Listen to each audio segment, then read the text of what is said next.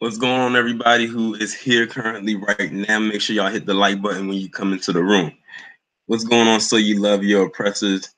Victor, yep, it's another Sunday. Cold, Ref, Black, Rage, Anthony. Oh, I got two Anthonys.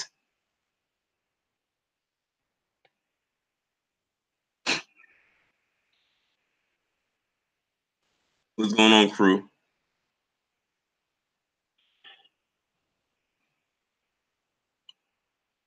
Pinky, Mika 2728.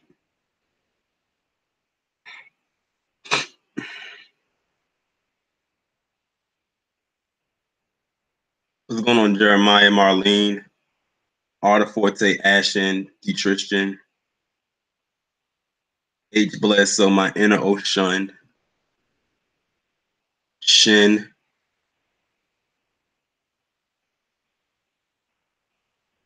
Yep, we back at it again. It's another Sunday. I'm gonna talk about that, Ashen. You're right, Victor. There's quite a bit to talk about. What's going on, Cole Ref and Melanin Nation?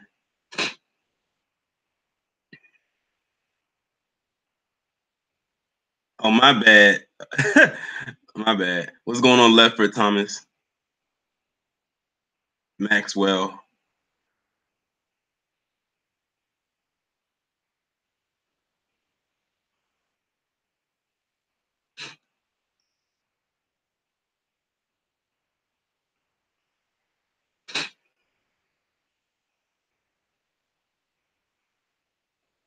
I'm gonna talk about that Black Rage.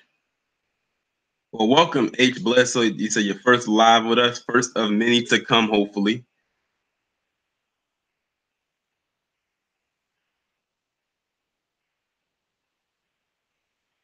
I've actually heard that I had a good voice. Someone said I had a good voice for radio. Ironically, my major in college was mass communication with a concentration in broadcasting, and when I did my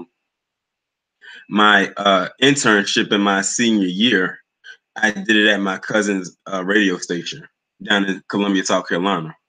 Which I thanks for the correct pronunciation, Cole Ref.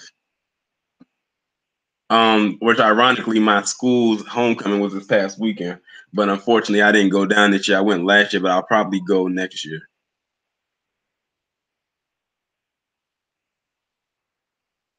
One thing I liked about my degree is it's so broad; you can do a lot with it.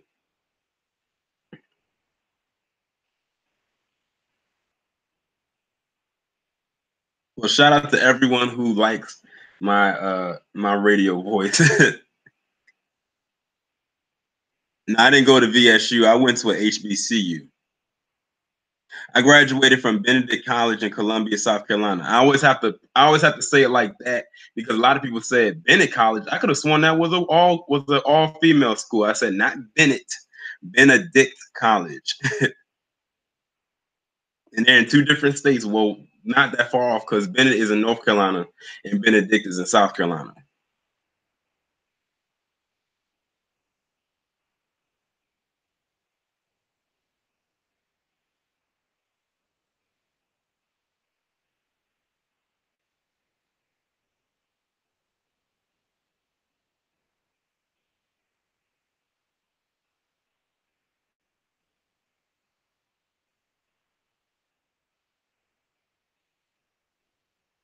We get started in a couple more minutes. Oh, my bad. You said VSU. You're right. It is a HBC. What am I thinking? But no, I didn't go to Virginia State.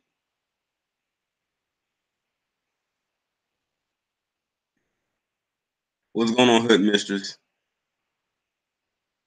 The like button is right there, usually where it always is. Lever, you said you went to school in Oregon. What's going on, True Royal? I am Denise. Yeah, I still go over to his channel, him and J3 every now and then, because I know they had their little their game night thing yesterday. I don't think they're going to touch Black Lightning, which, by the way, is probably one of the blackest television shows on right now at the moment. You can tell that it's black writers writing that show. That script, you can tell is nothing but black hands touching it.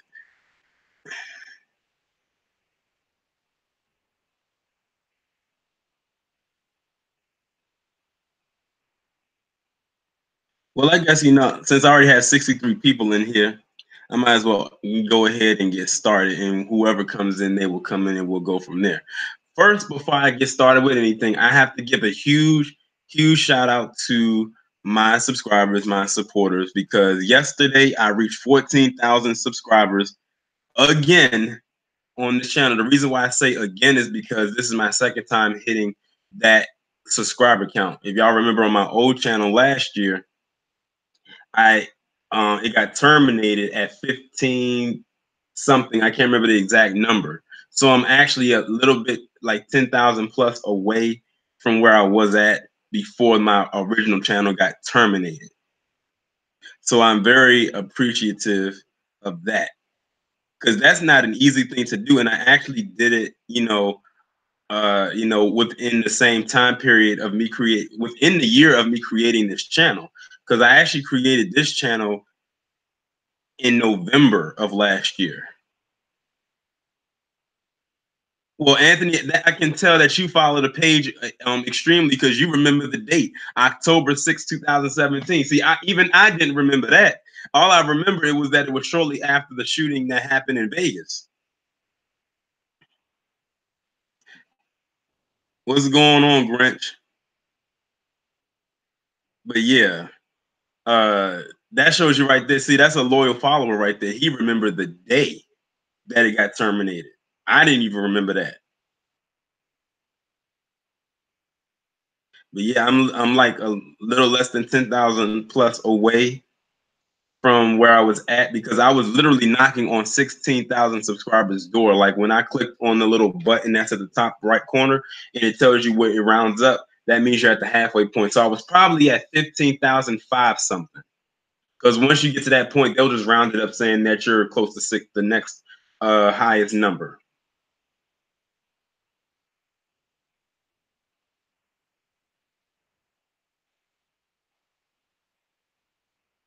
What's going on, Shar?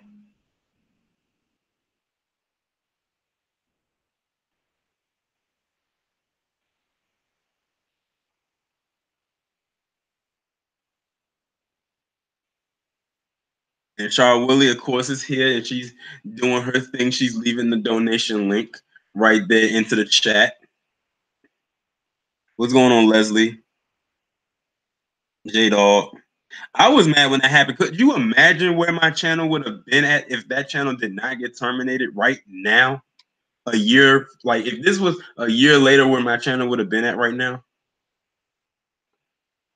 But I'm not going to try and dwell on that. Like, we worked really hard. And I realize I said we, because this was a team effort right here. I could not have possibly did this by myself, because trying to look for stories to talk about is not easy. That's why I created that email, and my emails get flooded every day with emails. That's why that's another reason why I created these live streams, because whatever I can't cover in a video, I'll talk about it in a live stream, and I might do a pre-recorded video after the fact. But even if I don't, that means it was already talked about here.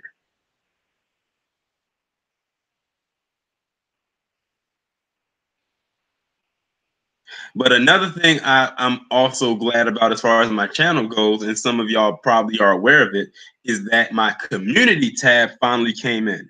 So that means that now I can communicate with y'all through text on here if I'm not uploading a video at the time. I'm so glad that I got that community tab. It took them forever to send it to me.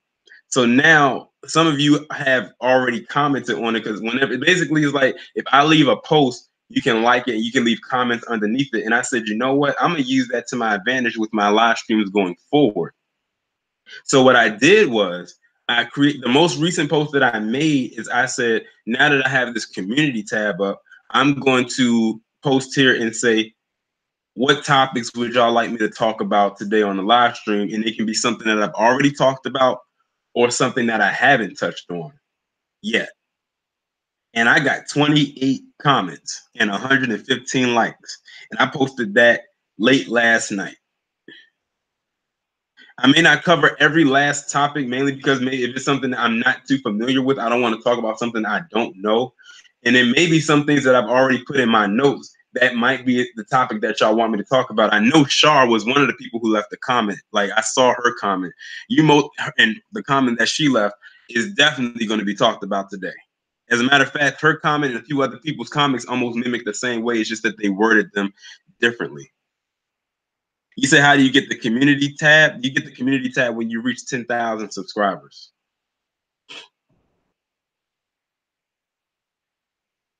What's going on, Faith?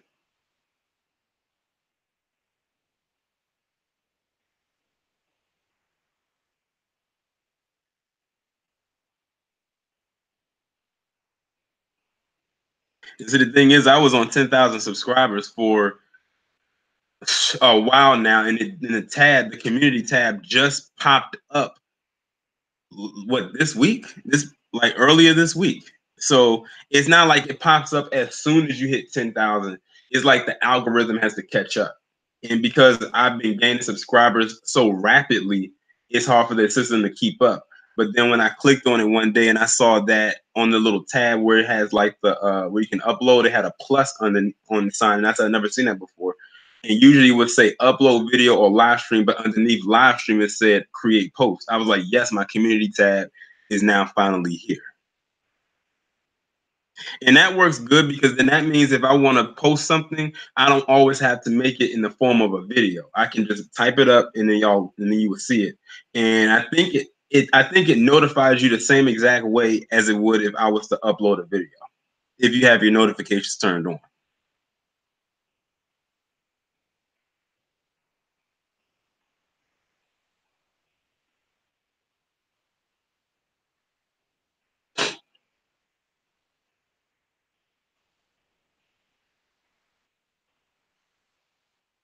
Before I get started into my topics, I got to tell y'all something about something I saw when I went to go see Halloween this past Friday. So y'all know how when you go into the movies, they'll have previews like the trailers and everything like that, but they'll show something like an advertisement of some sort before the trailers get shown.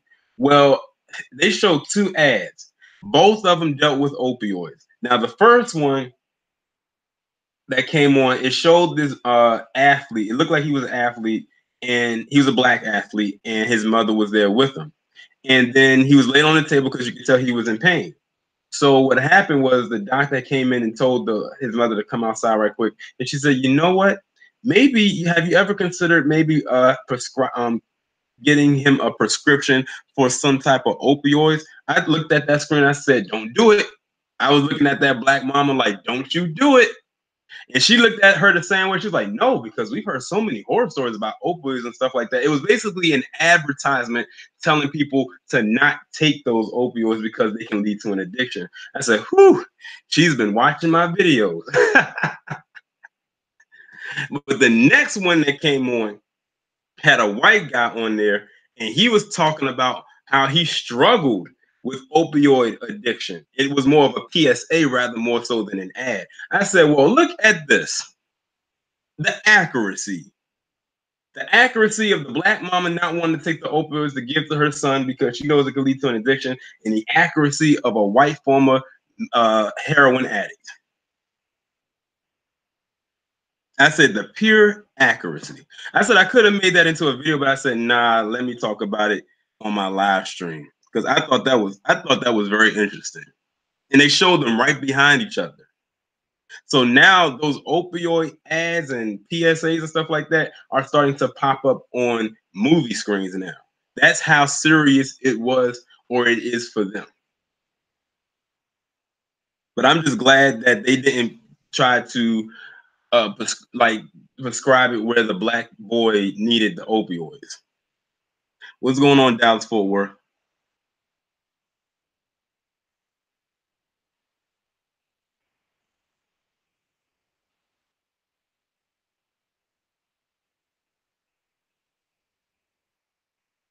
Now I saw some people who was oh, thank you, Faith. I saw some people was asked who wanted to know my opinion on the whole thing about with Luke Cage being canceled. When I found that out, it kind of left me scratching my head a little bit because I was saying to myself, Luke Cage got canceled. But when the first season came on, it made Netflix freeze, and the second season was pretty decent in ratings. So I'm trying to figure out why did they cancel it? Because I knew that they had canceled Iron Fist. They had canceled Iron Fist a little bit after the second season had got started, and I said I wasn't surprised that they did because Iron Fist, out of all the Marvel shows, was the weakest as far as ratings go. But they said the second season was pretty okay, but I didn't watch it, so I can't really judge it. So when I found out Luke Cage got canceled, I said, "What? Okay, now what's really going on?" And I know that they said that they were going to try to do this Heroes for Hire. What's going on, Antoine? They were trying to do this Hero for Hires type of show that had Luke Cage and Iron Fist in the show together. Because Iron Fist, if y'all saw the second season of Luke Cage, and this is a spoiler, he was in an episode, I think it was episode 10 of Luke Cage season 2. His entire scene where he was in the episode of Luke Cage was better than everything he did in the first season. It's almost like they knew how to write him better in someone else's show than the writers for his own show.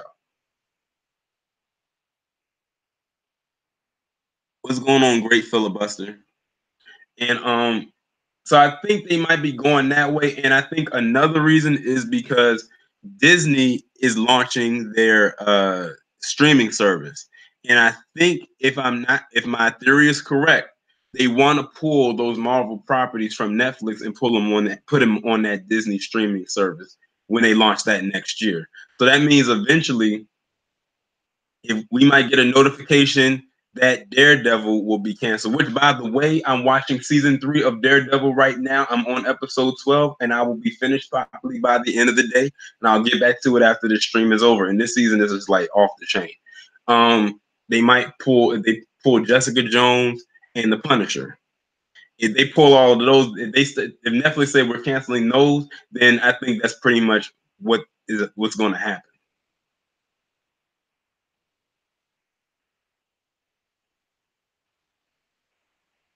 Yeah, I hated how they canceled Underground. The reason why they canceled Underground is because WGN got bought out by Sinclair. What's it called? Sinclair Productions or something like that. Sinclair, I think it's called Sinclair Media Group or something like that.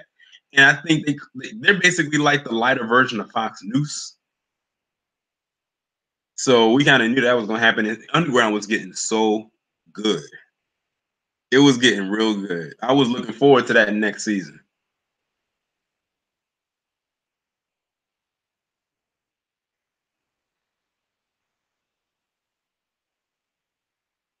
But yeah, I think, like I said, if my theory is correct, that's probably what they're going to right. Okay, thank you, J Dog. Sinclair Broadcast. If Disney is doing what I think is doing, that's probably what they're gonna have happen with their shows. They're gonna move them all over to their streaming service.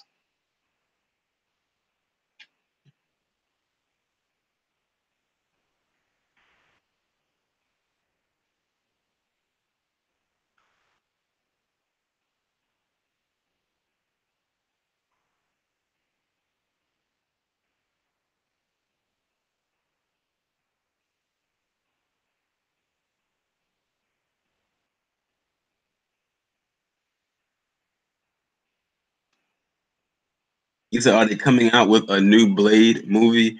I don't know if they're coming out with a new Blade movie, even though the demand is there. But if they do anything, it's probably going to be going to Netflix, either like in the form of probably in the form of a show or something like that.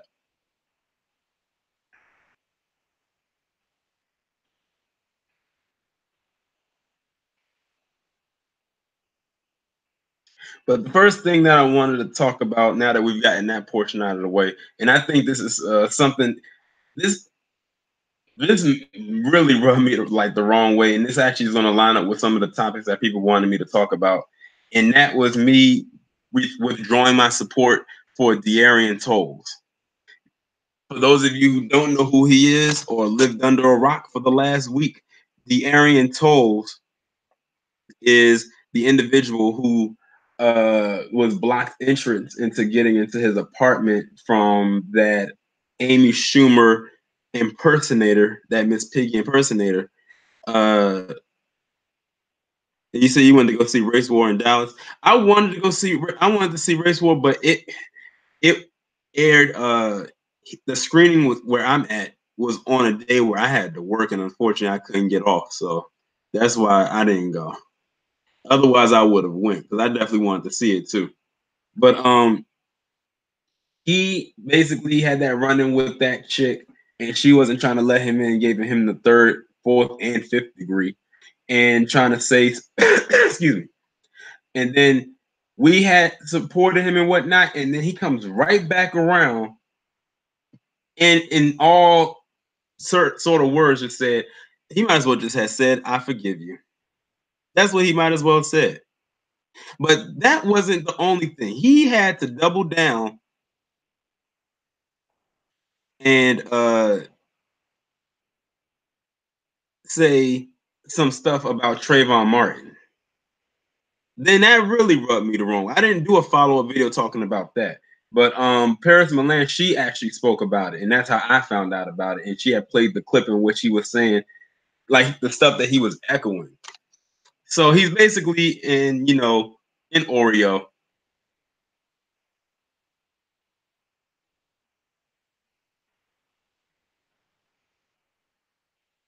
What's going on, Cat?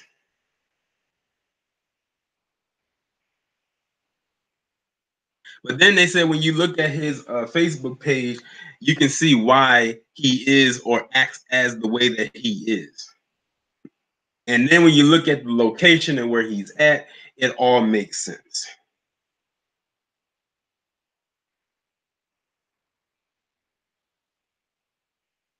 And see, the thing is, Trayvon Martin, for a lot of people, especially us, is like he holds a central, like you could say, a central part of, you know, like within our heart, so to speak. We didn't know him personally, but it's almost like he was that family member that you would go to the ends of the earth for. And when he said that, what he said in that video, that really rubbed people the wrong way.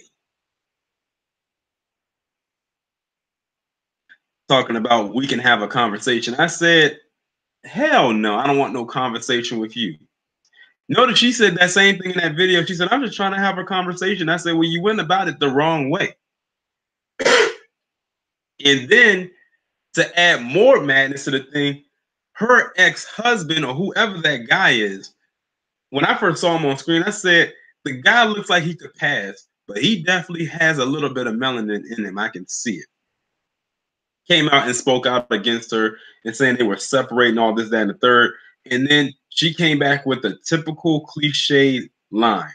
Well, my husband or her ex-husband is biracial, so that does not make me a racist. Y'all gotta excuse me, I'm kind of getting over a little cold. Trayvon, BIE, Trayvon Martin could have been him. Hey, what's going on, Mr. Organical? He said, oh, you're from Spain. See? See, I'm glad that I can bring people from all over to watch what I have to say.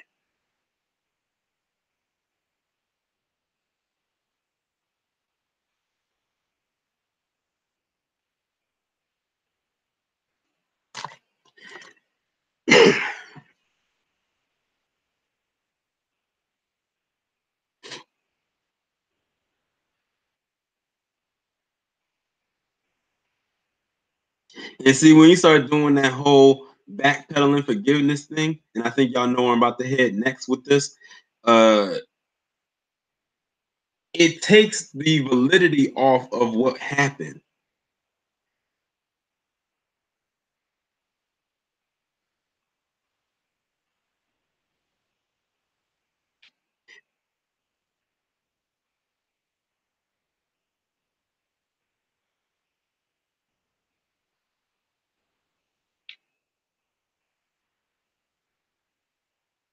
This now segues me into the whole Jeremiah Harvey situation, which is something that a lot of people who left a comment under my post wanted me to talk about. So we all know what happened with what's going on, S. Wiseman. We all know what happened with Jeremiah Harvey in New York with that Steve Tyler impersonator, that former meth head. That's what she looks like. talking about he sexually assaulted her by rubbing up against her back because that was no ass, and tried to make a mountain out of a molehill. Now, the initial statement from the boy was that he did not forgive this woman and that she needed help. I swear, when he said that, it felt like the clouds opened up and a sun just beamed down on me on a very dark day. Because rarely does that ever happen, especially with us, because we're always supposed to and expected to forgive our enemies. That was a few days ago. Fast forward to a few days later, him and his mother are on Good Morning America being interviewed, and now he says he forgives her. Now, I will not put all of this pressure onto him, because if you look at that clip, you can tell he was coerced into giving that forgiveness BS. It didn't look real. It looked very robotic. It looked staged. Like he didn't forgive that woman. Because if you look at what he said when he said he didn't forgive her versus how he said he forgives her, it's two different tones. When he said he didn't forgive her, you can tell he meant that. When he said I do forgive her, it sounded robotic.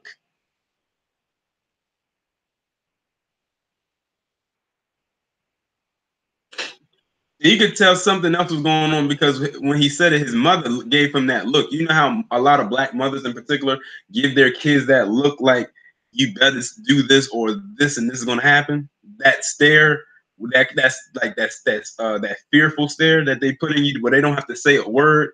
They just give you that look.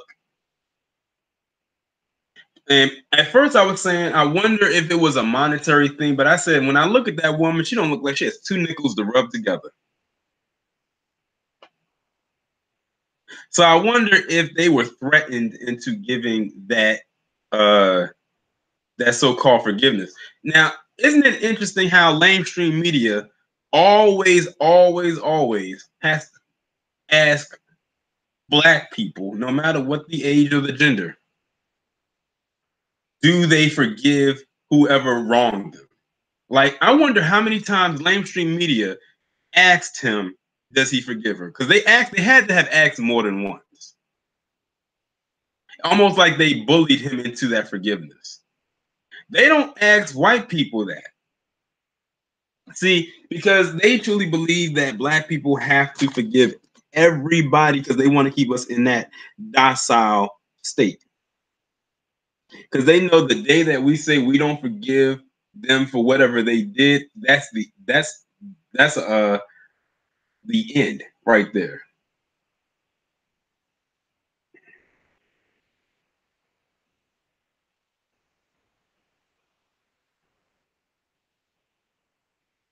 And based on what I've also heard, Teresa Klein, aka Corner Store Caroline, she her neighbors have had complaints about her in the past. So this woman is just a natural troublemaker.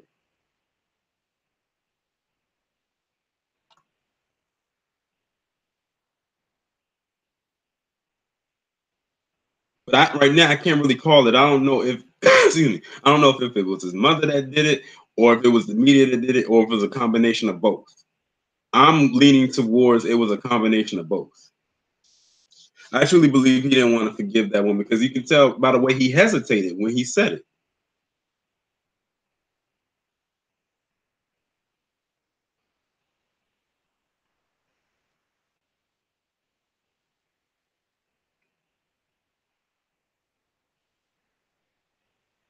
If that was me and I was in that position, they asked me, "Do I forgive so and so for what they did?" I'd be like, "Nope." And there's not enough money or bullying tactics that the media can do to me in order to make me change my answer. No, I do not forgive them. Boom, that's it. They're gonna try. They're gonna try everything that they can to get you to forgive them. They're gonna try to throw money at you. They're gonna try to give you any type of fame or anything like that. But you got to stand firmly on your square. And unfortunately, many black people don't know how to do that because you can dangle the carrot and that's it.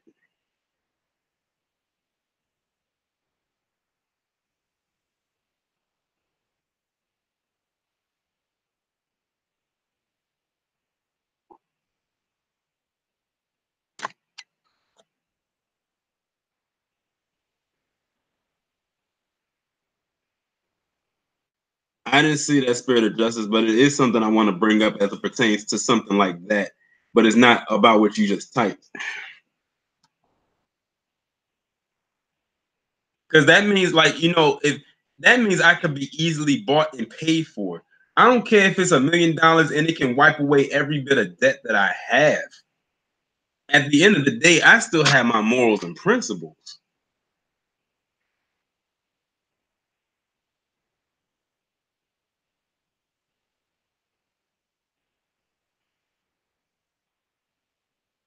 That's the only way I would forgive is they'd have to suffer first.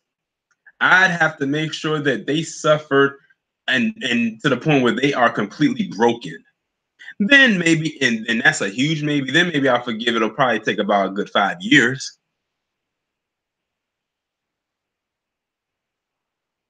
That's just like what happened with Dylan Roof in South Carolina a few years ago. They forgave that piece of shit literally almost a day or two after he committed that mass shooting.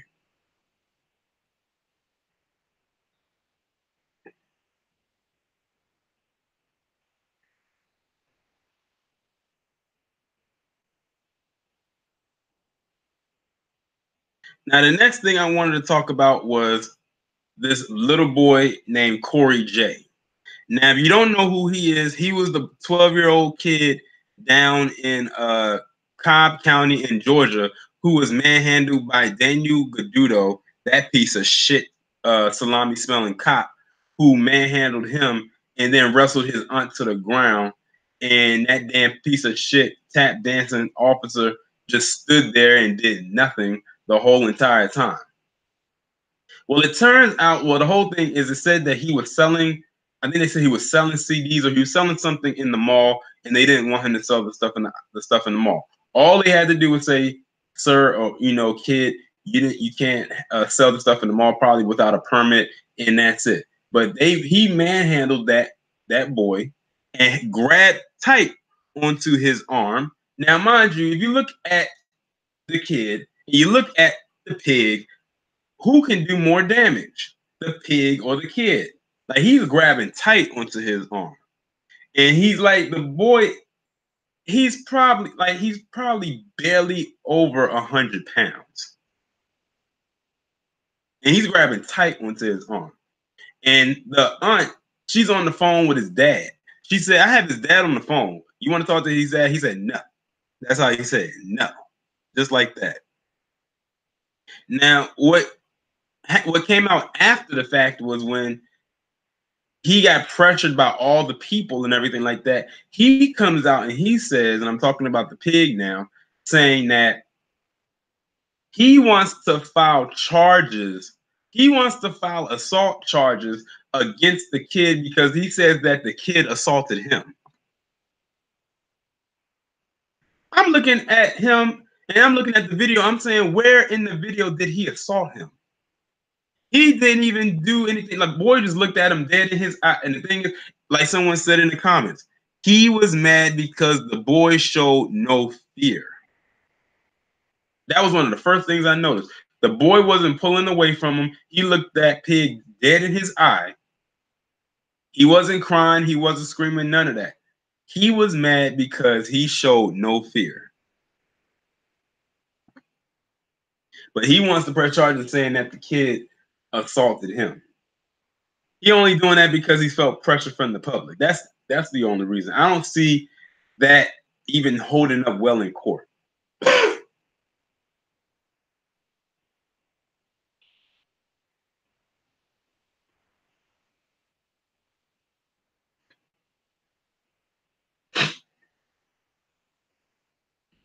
Exactly, Marlene. They hate that. They want to instill fear.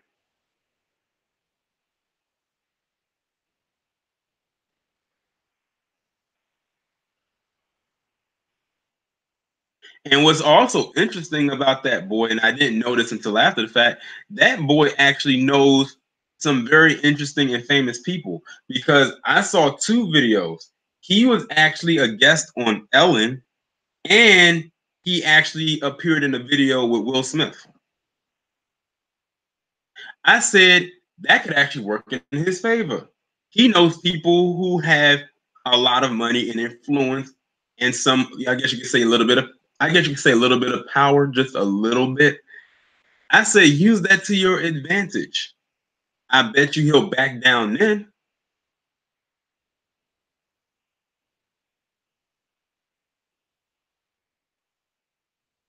So it seems to me that he had a pretty decent social media following, is what it sounds like to me.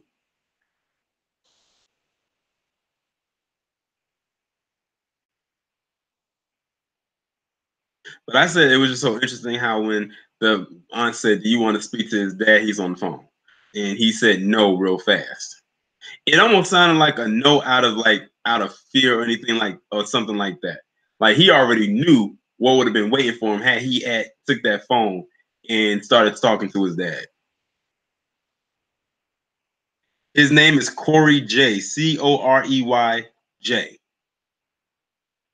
He's saying he's a rapper too. That's probably how he ended up on Ellen. He, you know, like if you do something on social media and it goes viral, you can it'll be interesting or amazing where you'll end up.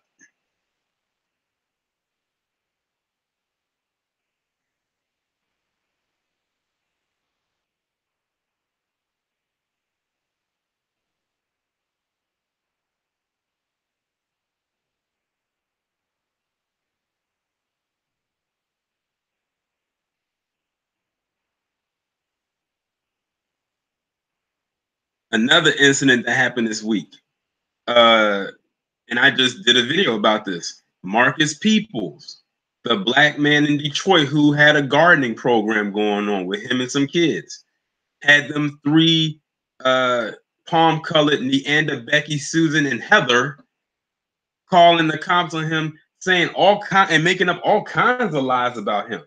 One saying that he is a pedophile, messing with them kids. He's an You have another one saying he did a drive by, which sounded absolutely ridiculous, and a host of other shit. Like they tried to really get him hemmed up, and all he was doing was minding his business and tending to his garden, you know, and doing something for the community and for them kids. And like someone said in the comments of that video, that that it's amazing that the cops even showed up when they heard those ridiculous claims. Luckily for him, they dropped all charges. And a good thing that's coming up for this is that they created a GoFundMe page for him. The goal was $5,000, and he has surpassed that. Because the last time I saw, it is now at 20,000 something dollars, something $100.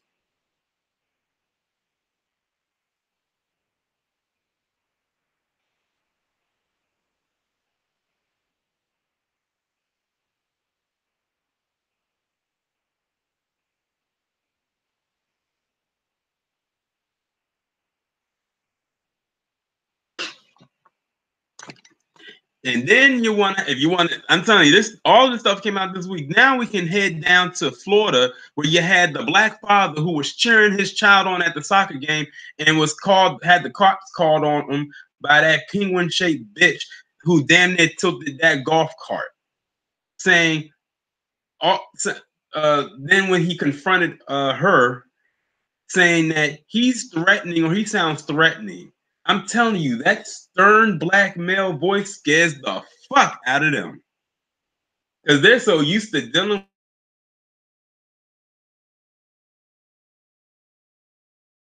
with all of this stuff I'm talking about right now. All came out this week.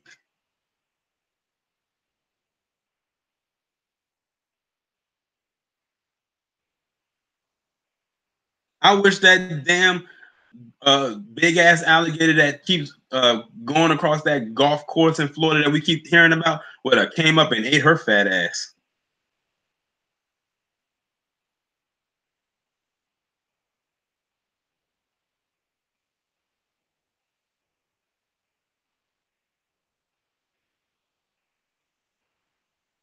But that shit was ridiculous as well. And then the father had to just here cheer my son on at this soccer game, like every other parent does. And she's like calling the cops because apparently it must be some kind of a disturbance. See, they always think they're doing something for the greater good of society, and they're really not. They think butting into our personal affairs is somehow them trying to save the world. And speaking of butting into affairs, then I got that other story about that chick, that white woman in the hospital with that black family, and the black mother had to check her ass. And she said, if my kids wasn't with me, I would have tapped you. And she said, I wouldn't have did it, and I wouldn't have tapped you on your ass. It all goes back to them not minding their business.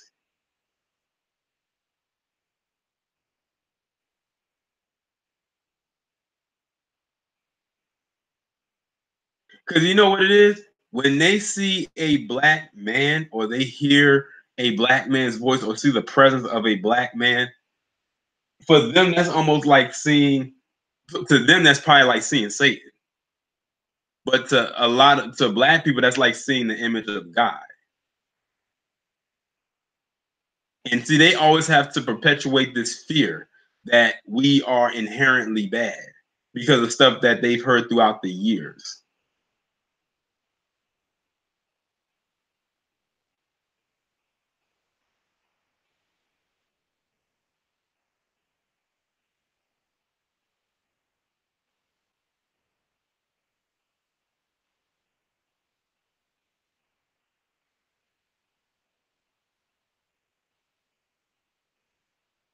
Remember what happened with Adrian Peterson a couple years ago when they tried to have CPS take his child away because he was disciplining his child? Same thing.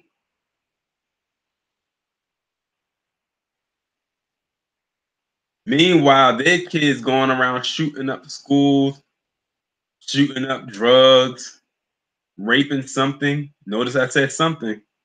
Or somebody, trying to steal insurance policies, all kinds of shit. But they won't judge them, but they love to judge us. Maybe if they focused on whatever it is that they had going on, maybe they wouldn't have time to worry about us.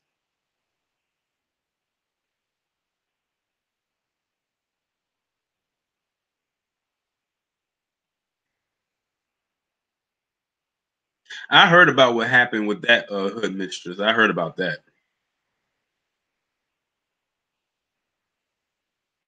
These are the same people that had their kids wear a stuffed animal backpack that has a leash attached to it.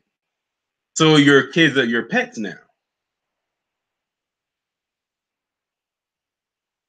I always thought there was something wrong with that. I really did. Putting your child on a leash. I don't care what anybody tries to say. It is what it is.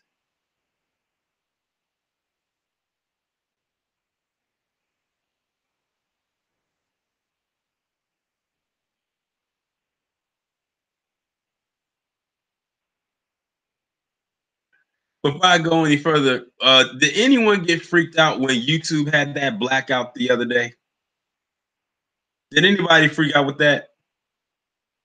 I'm not even gonna lie. With all the stuff that I've been through with my channel, I kind of got I kind of got scared just a little bit because I was like, oh, here we go with this shit again. I'm like, I don't have any kind of penalties or strikes against my channel, and now they want to do this shit again. Until I looked on Twitter and saw that everybody else was going through the same thing. I was like, whew, okay, now I'm in the clear.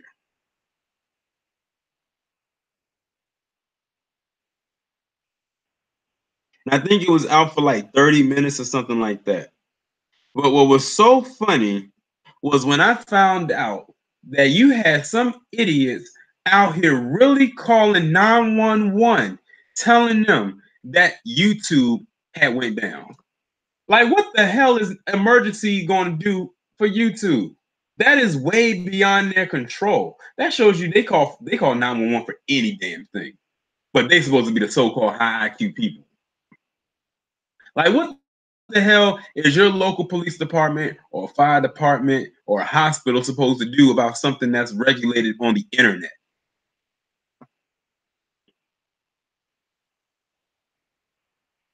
thought that was funny, but it was so dumb at the same time. I said, now y'all really going too far.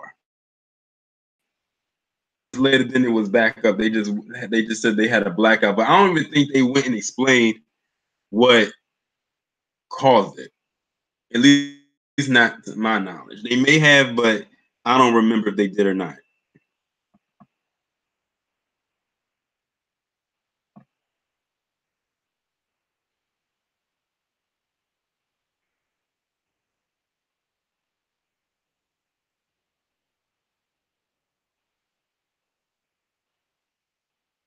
I saw the video, but I didn't really dive into it. I'll probably look into it a little bit later. That's what I think too, Leslie. I said that they probably got hacked by something. You know, nowadays these hackers are no joke. They can get into anything. I wish they can get into the damn Navi and wipe out these student loans.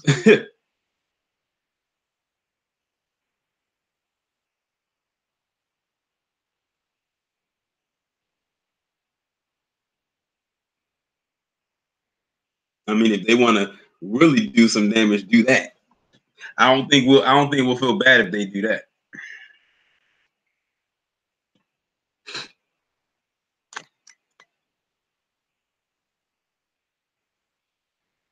But if y'all want to hear something that disappointed me this week, or a person that disappointed me this week, that has to be none other than Remy Ma. How many of y'all watched that video that I did about her a couple of days ago? I titled it Remy Nah. I don't know what it is, but it's like I feel like I come up with some creative titles with my videos, but I have to applaud the people that have these names so it could be easier for it to flow.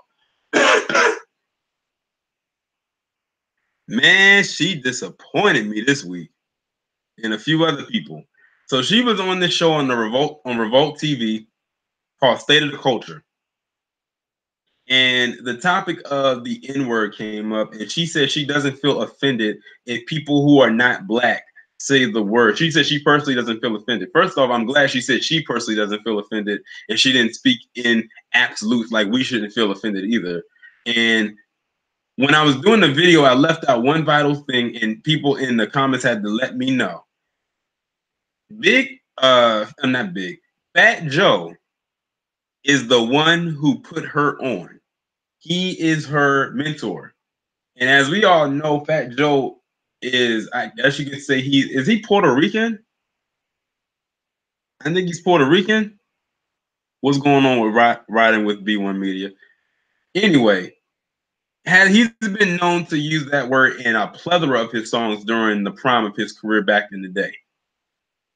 So if she was to come out and say anything otherwise, which would have made sense, then that would have made her look like a hypocrite. And I think that's why she said what she said. But I've heard that people say who said that they watched that show that she said a few questionable things before in the past. I've never heard of the show prior to today. I mean, prior to that day. I most likely would never watch it. But then people in the comments were telling me, they said, well, she did defend Bill Cosby. I said, well, good. She defended Bill Cosby. Okay. But that still doesn't excuse her from what she just said. And that actually leads me into the next topic I'm going to talk about when I get off of her.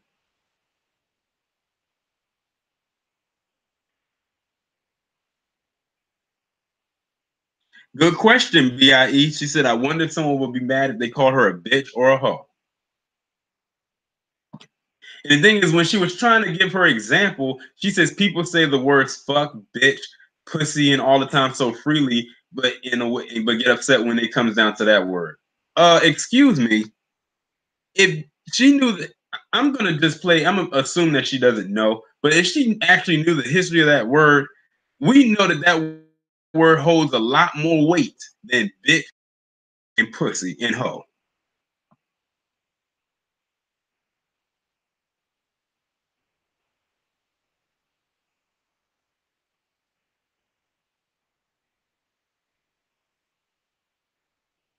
Yeah, Revolt is that's Diddy's channel.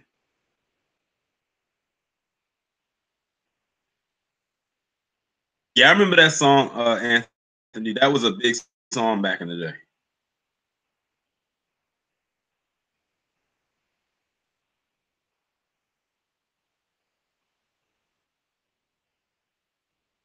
Now, the reason why I'm saying that, and I'm touching on this now, but I'm gonna touch on a little bit more later, is because I'm putting a pre-recorded video. There was this girl in Wisconsin whose name is Shanice Knox, and she was called the N-word multiple times at her school. She went the to the proper people and told them that, hey, these people are calling me this racial slur. What can you do about it? They did something all right. They ended up suspending her.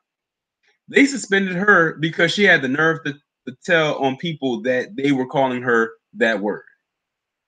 Now, the reason why I'm saying that is because Remy Ma said that that word shouldn't be seen as offensive if someone non-black says it. I'm like, speak for yourself. This girl got suspended because she actually had the nerve to call it out.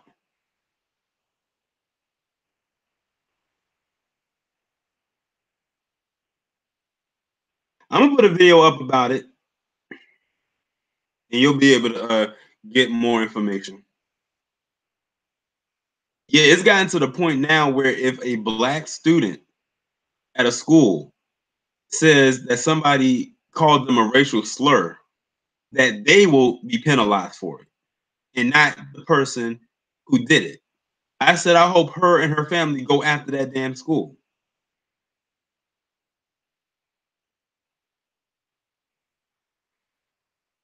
That's what I want to know, Leslie. Why are other races want to say that word so badly?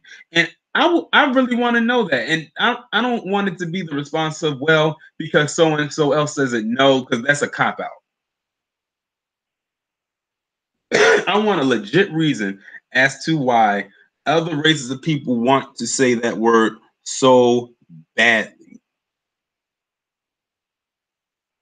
And to Remy Ma, for her saying that word, does she think that a white person will call another white person a cracker or that other word? Does she think an Asian person will call another Asian person a chink or a gook? Does she think that another Hispanic or Latino person will call another Hispanic or Latino person a wetback or a beaner? In all my 29 years of existence, I have never heard any of those other races refer to each other as those words. But now you have it's gotten to the point where you have other white people calling themselves my nigga. I'm like, excuse me? It's gotten to that point. I don't know if y'all have ever caught that.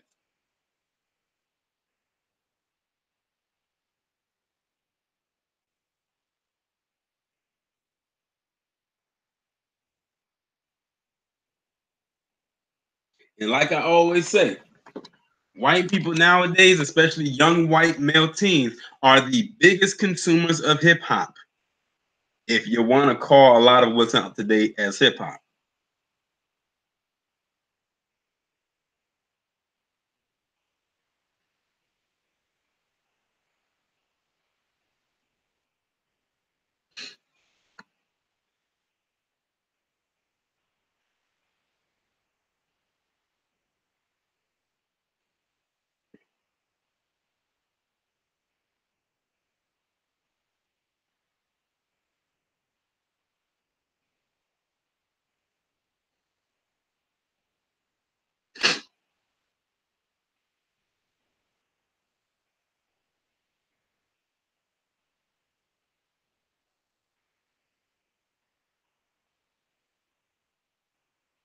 Okay, now I've pretty much covered all of my topics that I want to talk about. As you can see, it was a pretty short list.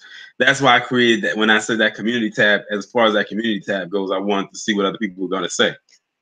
So now, one thing I like about this tab thing is it lines it up in order based on the likes. So it's kind of is in some kind of an order. But someone wanted me to ask or talk about what this woman by the name of Amanda Seale said to white feminists and how they have now tried to co-opt the whole kneeling thing when it comes to Brett Kavanaugh. And I decided, I said, okay, let me go and look this up because I don't think I really heard about this, or maybe it was like a little blip on the radar. And I was like, oh, really now? So basically, this Amanda Seale woman basically called out these white feminists because they had the unmitigated gall to say we are going to start kneeling in protest because of what the outcome was with Brett Kavanaugh. I said, y'all just try to jack every goddamn thing. But when Colin Kaepernick was doing the kneeling, y'all had all types of shit to say, saying he's non-American, he's unpatriotic, and all this shit. But now y'all want to kneel because of what happened with Brett Kavanaugh. And the only reason they're doing this is because these women are white. Let's be real here. If these women were black, they wouldn't have said and done or kneeled a damn thing. I mean, first I'm seeing them raise up the Black Power fist with the Me Too thing. Now they're kneeling because of the whole Brett Kavanaugh thing. It's just weird. And you know, the reason why I probably didn't hear about it because the shit didn't catch on.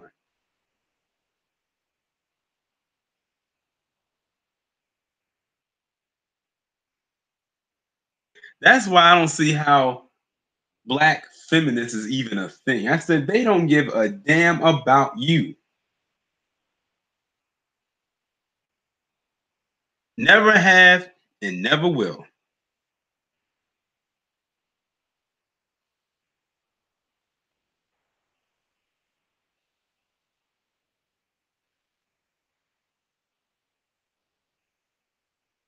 The once and future man, yeah, on both knees.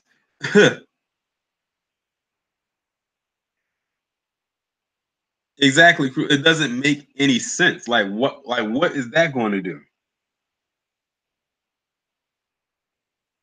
So basically they took protesting police brutality and tried to co-opt it or jack or steal it to talking about rape culture after the Brett Kavanaugh thing. Notice that they did this after that and not with, these are the same women that probably had all this shit to say about Bill Cosby.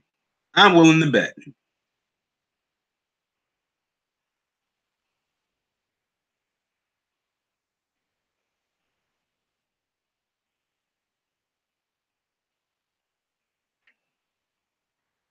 I said I would find that to be very funny if it wasn't so pathetic.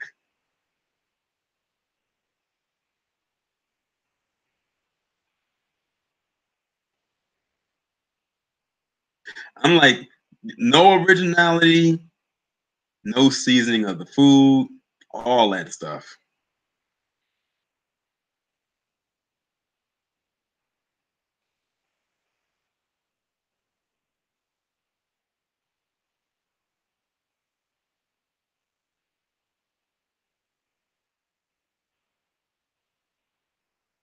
These are the same people that say that black people, in most part, benefit more from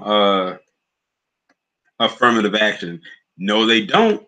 It's mostly white women that benefit from that. Black people should have benefited from affirmative action, but they don't because they had to give it to Palm Colored, Neanda, Becky, Susan, and Heather.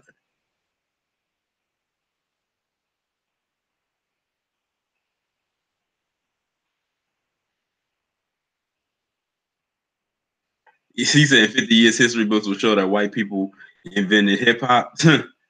Wow. Well, in the McGraw Hill books that came out a couple years ago, they tried to say that black people being slaves that they wanted to do like be a part of it. I wonder if that's the book Kanye West read from when he said slavery was a choice.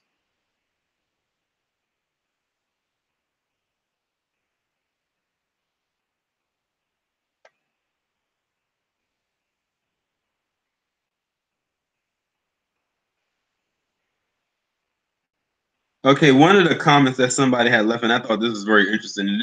This really doesn't have anything to do with black issues, but more so with me personally. They asked, "What was my diet like during my body transformation?" Because my pictures look nice. So first off, Tamika, who left that comment, thank you. So I guess we can take a little health route. So how can I how can I start this out? Let's trace it back all the way back to last year. Then last year I had a gym membership. I didn't know what I was doing. I went to the gym, but I didn't know what I was doing. I ate wrong. didn't eat the right stuff. I was probably training the wrong way and all types of stuff like that. So then in September of last year, saw on Instagram somebody who I was following, and I saw that they were training for something. And I was like, they look like they're in pretty decent shape. Let me see like who they train with. So I went out there and, I contacted the person. They had me meet with them, and then they had me do a fit test and all types of things. And they said, I think I could work with you. Then I ended up joining them, and I've been training with them ever since. So it's been a little over a year. So when I got started with them, they had me, tested out my body to see where I was at physically and everything like that. Then they started to put me on the meal plan. Now, first I told them I'm about to go out of town for my homecoming. So can I get on the meal plan when I get back? Because I already know I'm gonna fall off the wagon that weekend. So they said, okay, fine. Then I came back. Then I got on the meal plan where I started cutting. Cutting, for those of you who don't know, when it comes to training, that means you're cutting down on body fat. When I got started with training, I weighed 100 and I want to say 77 pounds. I had 19% body fat. That may not seem like a lot to people. See, the thing is, a lot of people thought that I was small in size because I used to wear clothes that were like maybe a size bigger than I was. So it kind of hid, my gut and everything of that nature. So a lot of people say, why you need to lose weight? You already look good. I said, if you only knew, if I was standing here in nothing but but some boxer briefs or whatever, you would say something completely different. So I went through the cutting phase, and the thing that my trainer had noticed about me was that I have a high metabolism. So I would cut down really fast. So she had to kind of alter my eating to my eating regimen and stuff like that to accommodate so I wouldn't lose weight too fast to the point where I would almost look like I'm sick. And um I'm trying to get the story right because it's like a lot to cover. So she sent me a meal plan, and what I would do is I would prep my food, breakfast, like not breakfast, but lunch, like a in between snack dinner every 3 days. I ate probably about 5 times a day, probably 5 times a day at that, maybe. And I was in what you call a caloric deficit because basically I'm taking in less calories than I was burning. When you're going through the cutting phase, the goal is to burn more calories than you take in. And of course, when you're going through a caloric surplus, you want to do the complete opposite. You're going to burn less calories than you take in. So once she figured out like how my body was working, I did that from November to about January. Then when January came in, that's when I started going into a surplus and I went to my bulking phase. So when I started out, I was at like 177. I cut down to like about 170, like 170, 169. Then I went through the bulking phase from January. Now my eating has increased and everything like that. Remember, I still have a fast metabolism. And so she had to constantly keep adding food. I was like, I don't know how I'm gonna eat all of this food and eat multiple times a day, but I'll find a way to make it work. So I kept eating and eating, training and everything like that. And I probably gained about 5 pounds of muscle, but of course it was hidden by some of the fat that I had gained, but it was lean mass. It wasn't like body, like complete body fat to the point where I felt sluggish and everything like that. Did that from January all the way till July. And since July, I've been cutting down even more. So now when I cut down, it looks different than from what I did when I first got started. When I first got started, I looked really frail as far as the cutting process goes. Now that I'm cutting down now, you can start to see the cuts in my body that I developed over those months when I was bulking. So now it looks more healthier. My chest has gotten more defined. My legs have gotten more stronger. My arms have gotten more toner. My shoulders is probably the place that I've really noticed the development. That's why I like posting those videos when I'm working out, so it can serve as inspiration to people who probably never worked out or haven't worked out in a long time. I like reading those comments when people say you inspire me to go to the gym and work out. I like seeing comments like that. You said, do you know how to speed up your metabolism? Because that's what I need to do to just lose a lot of body fat. Eat right and definitely drink a lot of water. That's another thing. A lot of people think that in order to lose weight, that they have to just do a lot of cardio. Cardio plays a part, but you don't want to rely solely on cardio. You want to eat right, you want to drink a lot of water, and you want to lift.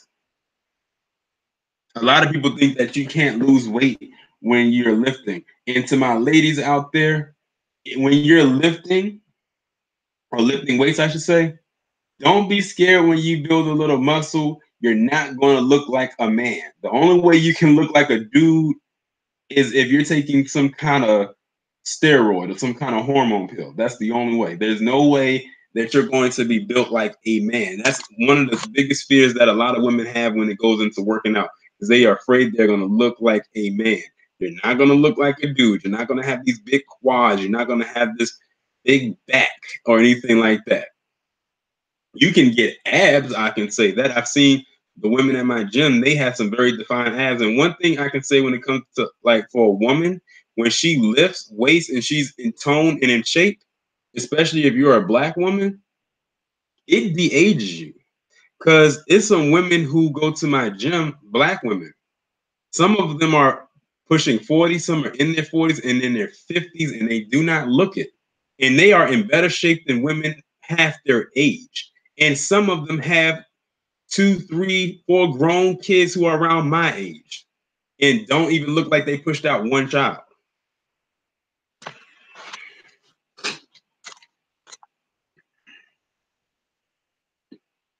Exactly, Cass. If you take some kind of hormone or testosterone, that's the only way you'll be able to look like a man. So I would suggest that a woman does not do that, and don't let that discourage you. My best bet is, if you are a woman and you have that fear, just go to a gym and see how other women work out.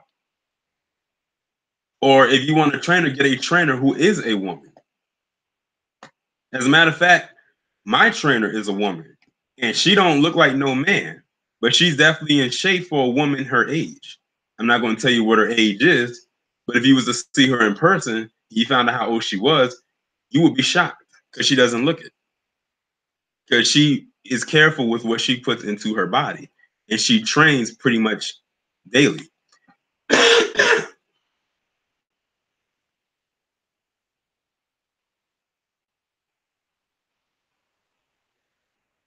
And the reason why you want to do this, because, in the black community, we have a huge obesity problem. Like, we have a lot of terrible eating habits. Like, for me, where I live at, there's a carry out on the corner, right down a couple uh paces down the street is a McDonald's, across the street is a Wendy's, over to the next part is a Bojangles. You keep going further down the road, you see a Taco Bell, KFC, and a Burger King.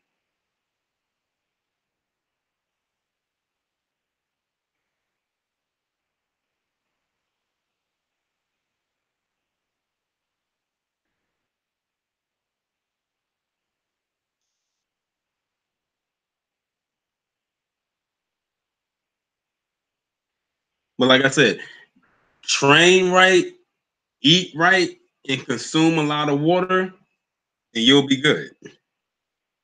Also, get the proper rest. Because I go to the gym maybe 3 times, maybe 4 times a week. I know I train with my trainer 3 times a week.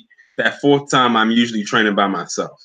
Like, she will give me a homework assignment, quote unquote, that I do every Sunday. Unfortunately, I didn't go today because I wasn't really feeling that well. But usually on a good week, I go 4 times. Like I said, train 3 times with her, and then I do my own thing by myself that she gave to me.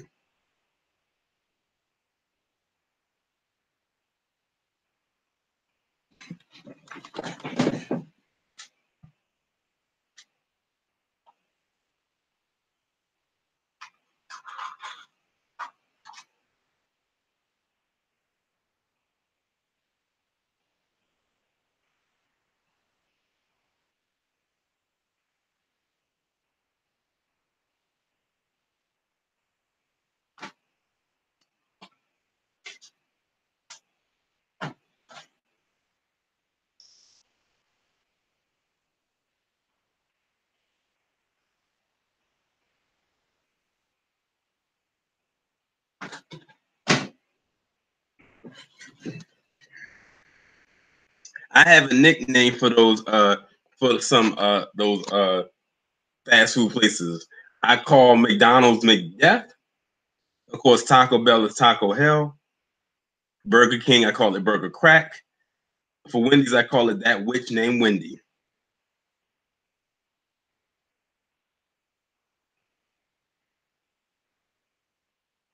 I'm not saying that you have to have a problem with fast food, but if you do consume fast food, consume it in moderation. Like, don't be hitting up McDonald's every single day to the point where the employees know who you are by name, by car. If you go through the drive-through and they already know what the order going to be by the time you pull up, and they say, "We already know what your order is, Mr. or Miss So and So. Just pull up to window number 1."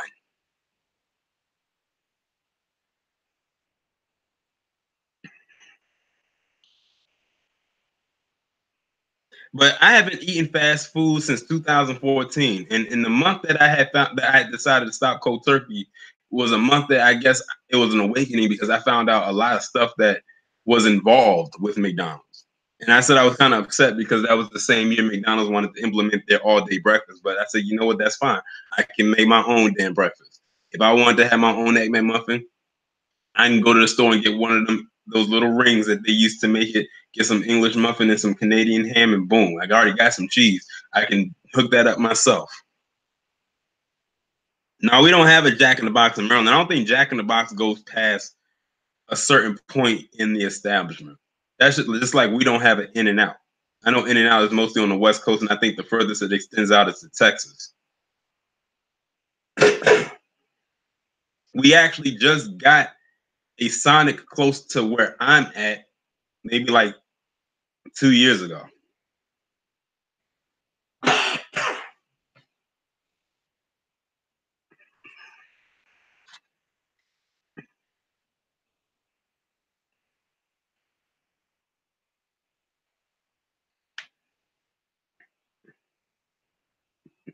And one thing too is if you are healthy or you eat clean, it'll improve your cooking skills for those of you who don't like to cook because it actually forces you to cook.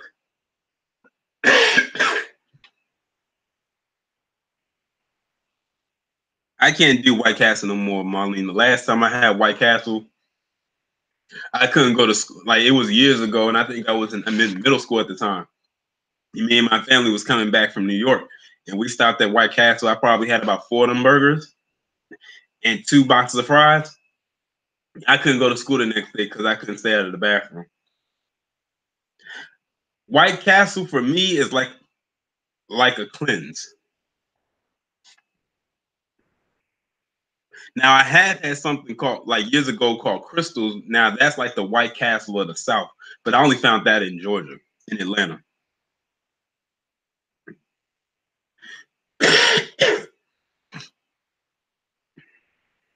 And when it comes to cooking healthy, your food doesn't have to be nasty or bland and everything. I think that's like a common misnomer when it comes to clean eating. Is a lot of people think that the food has to be boring or stuff like that. That's what seasoning is for. But don't be heavy-handed with the seasoning. I know I made a post where I was saying how Black people, we don't measure our stuff like that, and that's fine. But don't be heavy-handed. Like, if you have something with seasoning and it's a two-sided top, don't open the side that has the one that doesn't have the little rings in it. And don't just dump all the seasoning stuff on there, because then what's going to happen is all that seasoning is going to overpower the whatever it is you're eating. And say it's some seasoning salt, then it's going to taste too salty, and you're not going to want to eat it. Then you'll run the risk of something rising, and you might end up at the hospital.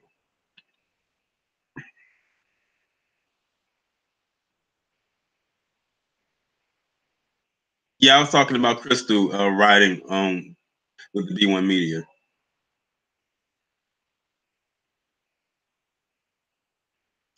Actually, Hood Mistress Turkey Burger homemade is actually one of the meals that I have to have is a homemade turkey burger without the bun and some vegetables. That's actually one of my meals. My meals consist of uh, chicken, rice, potatoes, and vegetables. All of that stuff has to be baked, nothing fried. Um, what else?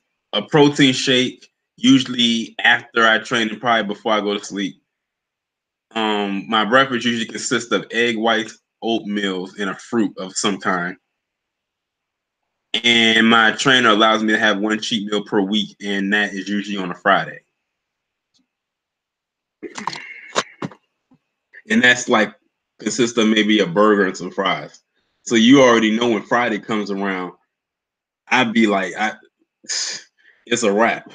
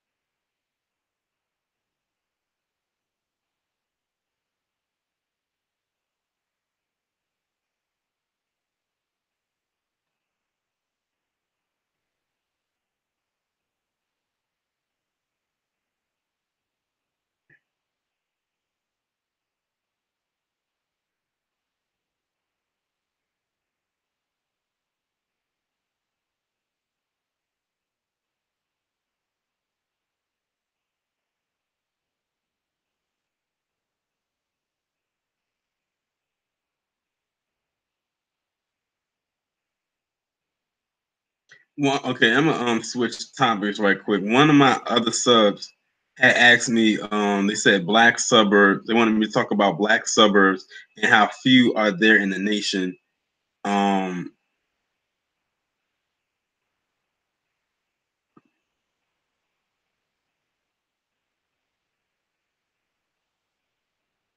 well, based on what I did find as far as that goes, it says that the top 10 places where there's a huge black community was Dallas, Texas, DC, and that's kind of hard to describe and say now because DC going through gentrification. Los Angeles, and that's hard to tell as well. Baltimore, Memphis, Tennessee, Houston, Texas, Detroit, Philadelphia, Chicago, and New York. I know where I'm at in PG County. That's like they say it's the wealthiest black county in America.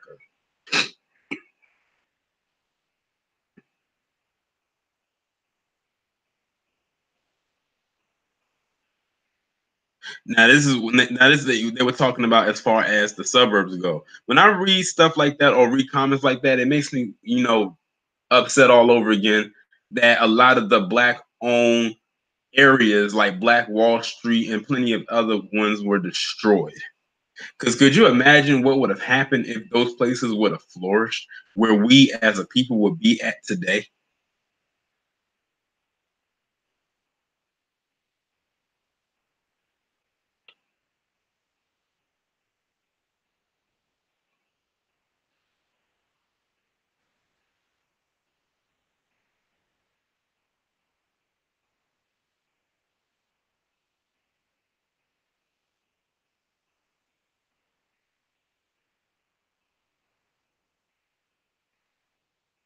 Yeah, I know Atlanta is still like heavily black down there. They often called it like the new black Mecca because a lot of black people either are from there or they moved there maybe for a job opportunity.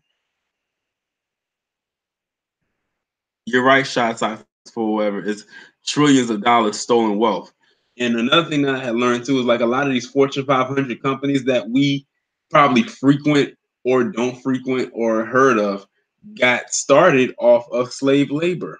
But let these individuals tell you they started off of their own merit.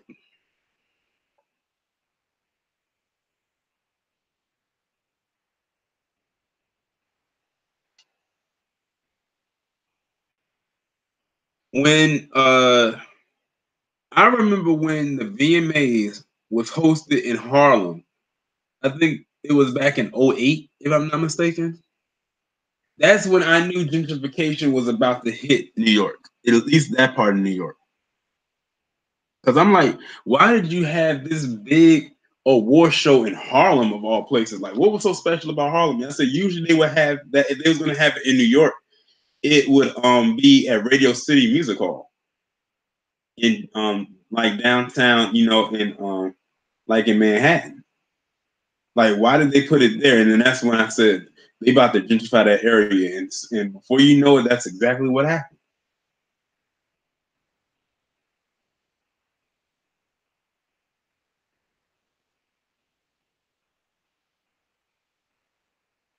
I'm like, how did you go from LA to Miami to Manhattan and then end up in Harlem? I was like, what was so special about Harlem?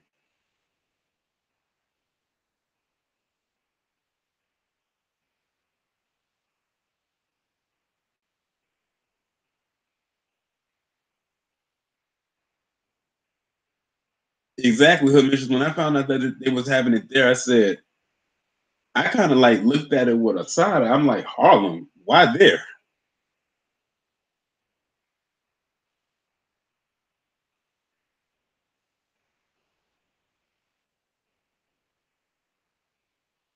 But that's eventually what's going to happen. They're going to eventually push all of us. Well, they're trying to push everybody out. Those of you who are from the DMV area or like DC, anything like that, who are familiar with Berry Farms, which is an apartment complex that they had where Marion Barry, former Marion Barry, uh, had set aside for the people to stay at. They've already started to board up those apartment complexes and bulldoze over there because they're making more room for what they're about to put there for who's about to move in.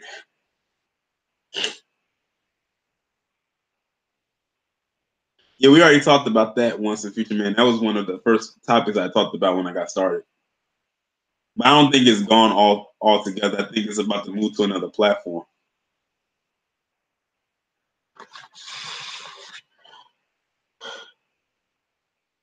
To be honest, Cass, none of those music channels play music anymore. I remember when VH1, MTV, and BET used to play music videos throughout the day.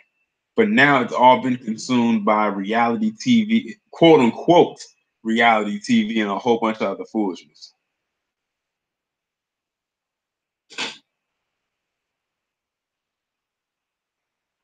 He said, where do you think they're going to put us? Probably going to push them out to the suburbs because what one indicator that let me know that gentrification was coming to where I'm at is the metro system. Years ago in this area, we only had one train line, just one. Now we've gone from one to like about six. And what happened is you find that there's a lot of white people who, if you remember, know the story of white flight, they left these areas to fly to go out to the suburbs to be away from us and put us here, in which they would consider the ghettos or the hoods or the projects. Now they're doing white flight in reverse because the metro system can get them from point A to point B without them having to drive all the way from an hour away, maybe, to get to work, fight through traffic to get there, and get home and do this and have to do the same thing over again the next day. So they're doing it for a convenience of themselves, but at an inconvenience for us. Because what's like I said, what's going to end up happening is that they're going to end up probably pushing a lot of black people out to those suburbs that they're trying to leave from. But guess what's going to end up happening too? I bet you them opioid rates is going to rise even higher now.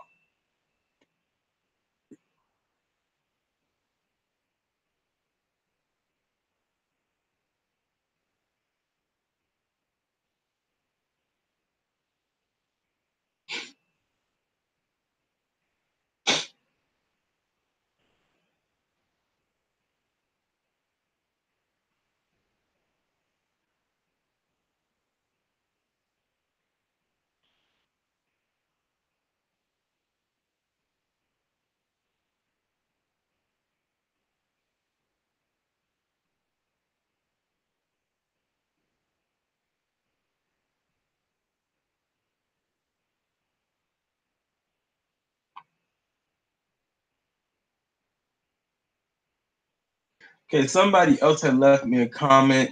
They said, what Black people, specifically men, can do regarding protection and unifying that excludes or limits violence.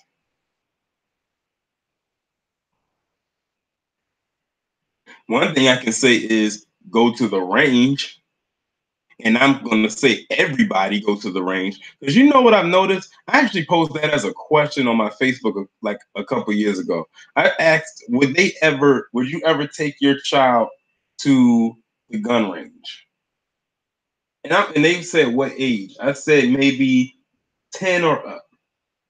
Do you know how a lot of people said that they wouldn't do it? A lot of people said that they wouldn't do it, or they'll say that they will wait until they feel that they are of a certain age to do it. And some people said that they have done it. So it was a mixed bag of reactions. The first time I ever went to the gun range was back in 2015, which was the same year I got my HQL. I was 26 at the time. My HQL, which is my handgun qualification license, was in the state of Maryland, basically says that I can own a handgun in my home. I can't carry it out in public because it's not a carry conceal permit, but I can transport it, but it has to be in my trunk and it has to be in a gun case. And the only way I can have it out is if I go to a range. So one of the things, like I said, is to go to the range, get them in the feel of holding a gun, examining it, taking the safety precautions and everything like that, and actually using it.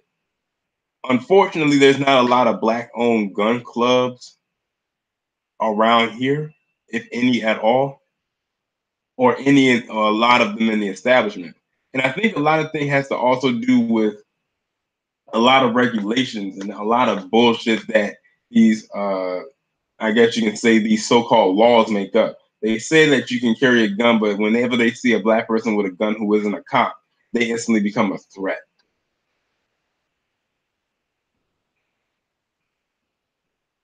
Just like with Philando Castile. He was in Minnesota, which I believe is a state that you can open carry, and he had his gun permit on him, and he had it legally, and he was still shot and killed in his own car.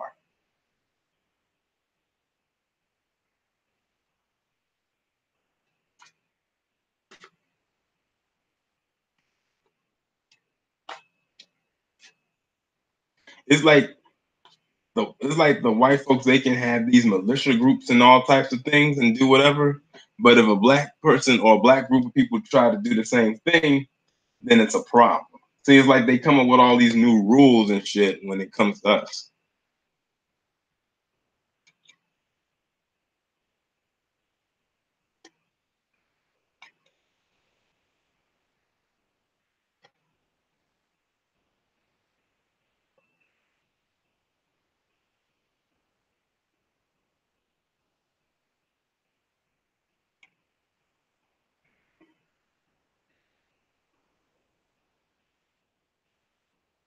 That's it. In this climate, it's always good to be prepared, because you never know when you are going to be up against danger.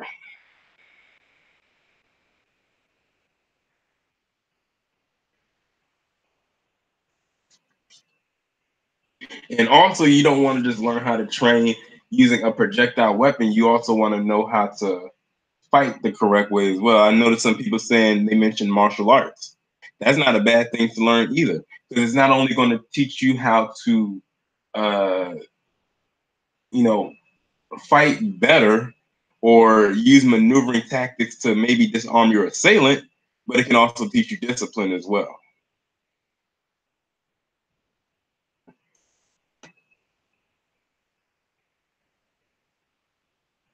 Especially against these palm colored individuals who may not have a weapon on them. Because let's be real here, a lot of the videos we've seen where they are fighting against a Black person, they cannot fight worth a damn.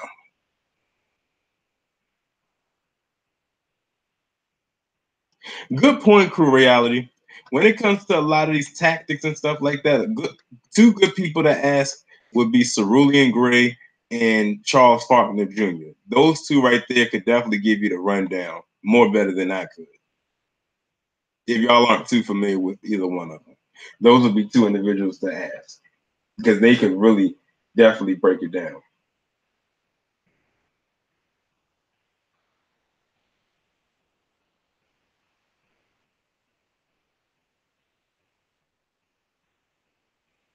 And one thing, and I hope I don't lose some of y'all with this, that Black people probably do, is military tactics. Now, I know some of y'all are gonna say, "Oh, I don't want to go into the military because I'm going to do this, that, and the third." I said, learn military tactics. That doesn't necessarily mean you got to sign up for the military. It just means that you probably need to find somebody who probably was in the military that is willing to teach you what they know. They might charge you, but it might be worth the charge.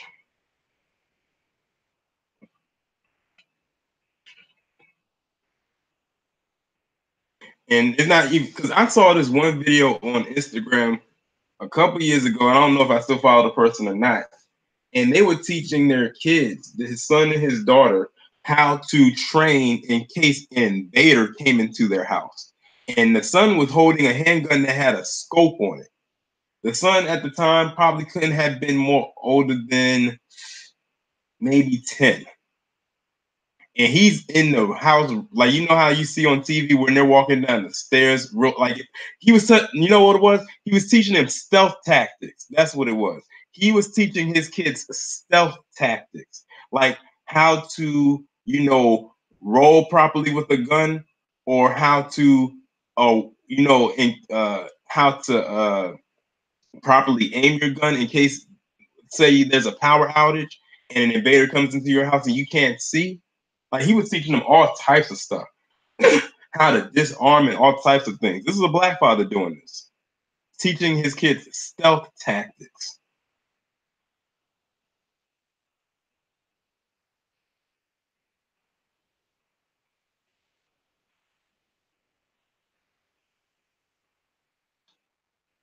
I said if more Black families did stuff like that, we would be a threat for real, because they wouldn't know what hit them. And the best person that they would try it on is the person that they would least expect to try it on. If they tried it on they wouldn't try it on somebody who, if you're talking about physical appearance, they wouldn't try that on somebody who is overpowering and more dominating than them, because they know they will lose that in the blink of an eye. They'll try it on somebody that they think that they can easily destroy. Then that's when you go in for the kill. Not necessarily kill, but you know what I mean.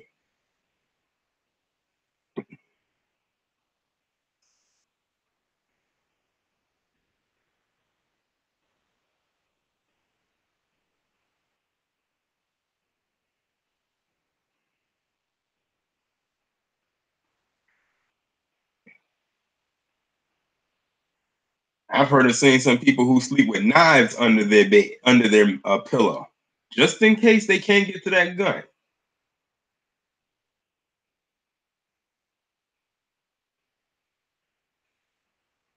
You're right, Victor. Learn how to read a map, because it may be a situation where you don't have that GPS handy. You got to go back to the old school way of things. Now, I'm gonna be honest. I don't know how I can read a map to an extent.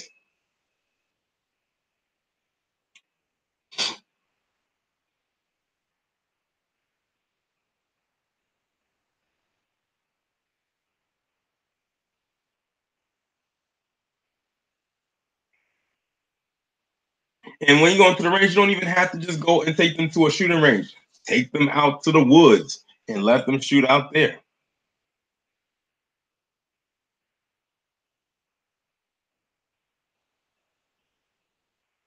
Basically, all it's saying is teach survival tactics. Like, what would happen if you were in the luxury spot you were in and you really had to fend for yourself? Like, how would you survive to, like, say, like, think of the movie I Am Legend. How would you survive if you was the last person on Earth?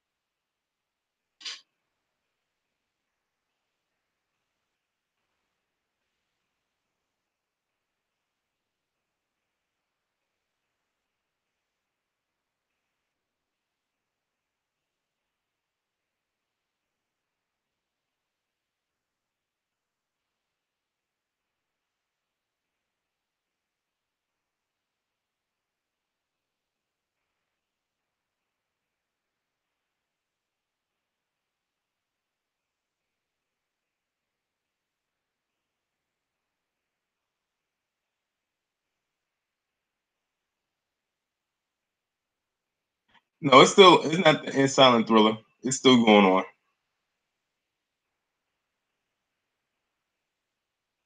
I was reading something.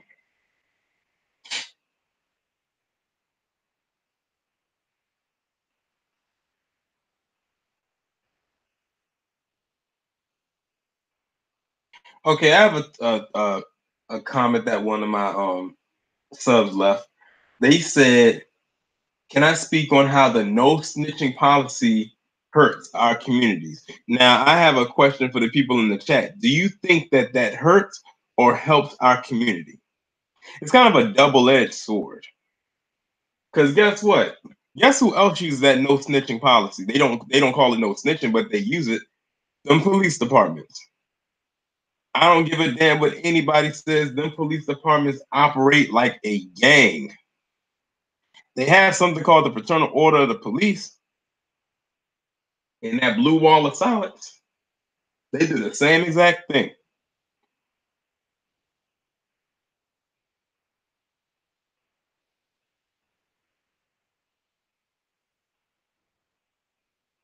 Cass said it depends on the so-called crime.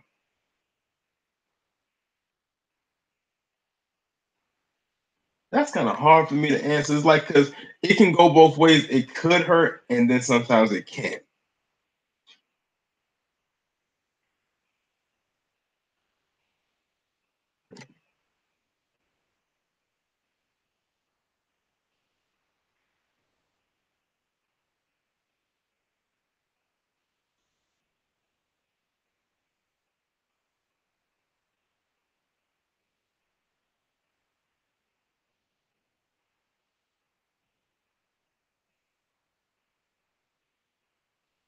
Exactly. They definitely used it on Amber Geiger, not just her, but on plenty of other people too.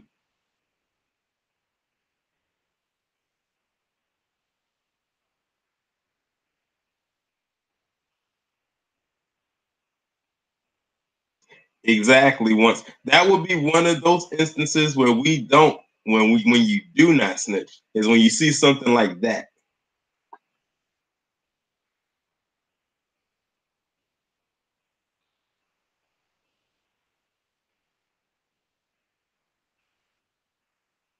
Like for instance, if I saw what happened personally with Micah Johnson or even Gavin Long or even Christopher Dorner, I would not have snitched on them. If I was actually I saw them like running down the street and the cops were chasing after them, and they asked me, "Did I see someone running down the street with this big ass AK-47?" I'm like, "Nope." I had my earbuds in, and I wasn't even paying attention. I couldn't tell them. Or if I did see them, I would say, "Oh, they ran this way." Go off the scent.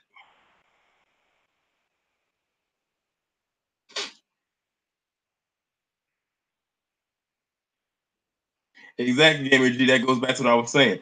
That would probably be the only time us as black people would actually snitch.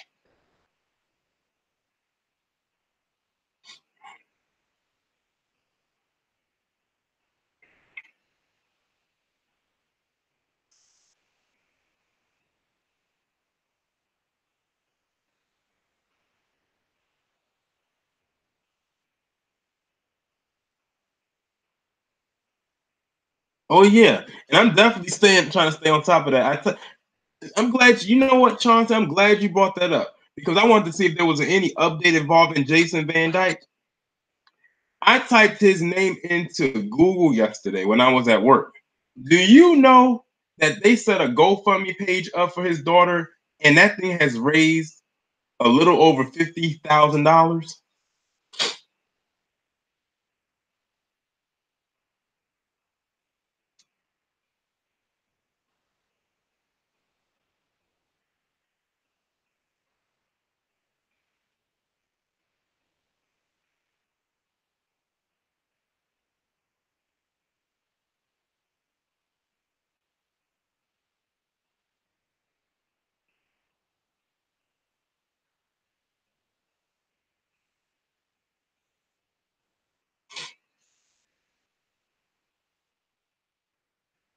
Of course, Gamer G. Of course, that's all part of them being on code.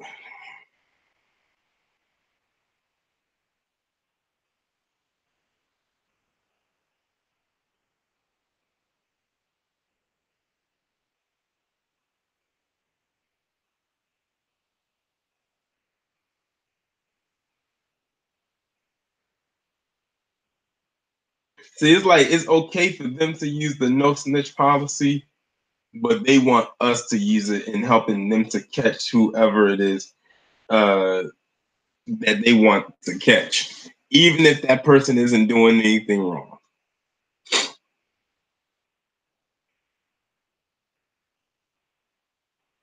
But see, if you have a strong knit community that is tight and pretty much everybody knows everybody and no one's like a complete stranger to a lot of people, that could actually be a reality.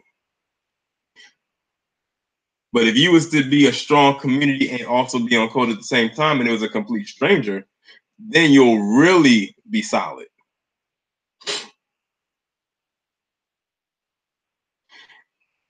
And of course, their code is going to be say they were just doing their job, and their on code thing would be they feared for their life. They love saying that line.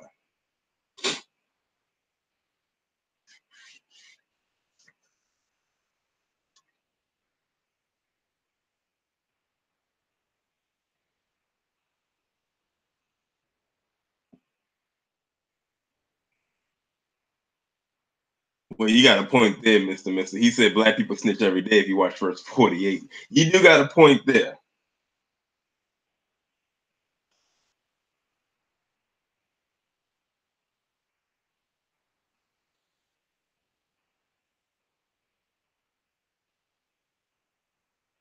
What's going on in the creed, man?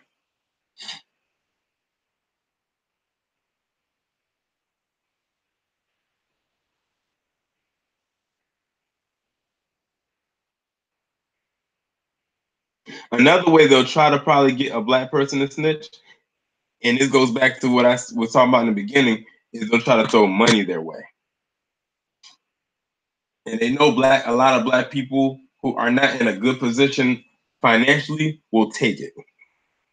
That's another way they'll try to get you to snitch.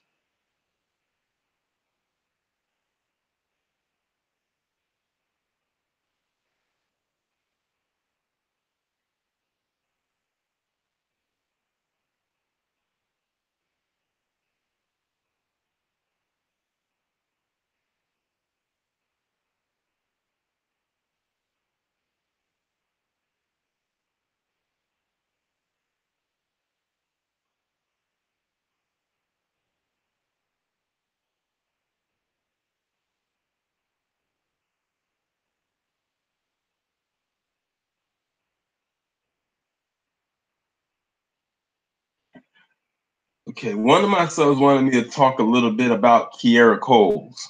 Now, I made a video about her yesterday, and I was like brand new to the story. If y'all don't know, she was a 26-year-old woman who, quote unquote, disappeared, even though I think she was kidnapped. She's 3 months pregnant. She was a postal worker, and she's been missing for 2 weeks, and she's out of Chicago. Now,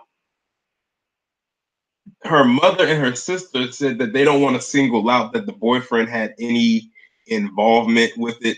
But I found that out after the fact when I made the video because the articles that I was reading, it didn't mention the boyfriend anywhere, didn't give a name, a description of him, or nothing like that. But I just feel that it's very weird. They have cameras all over the place in Chicago. Now, these are the same people that said that they got all this black on black crime going on, but you can't find this woman that just vanished without a trace.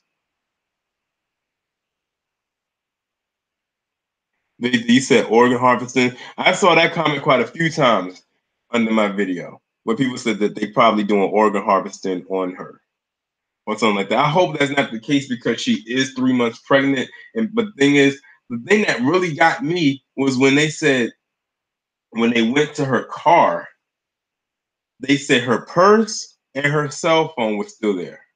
So this person wanted to make sure she made no contact with anybody, whoever has her or wherever she is.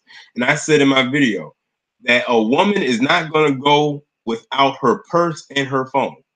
She has those two connected to her at the hip.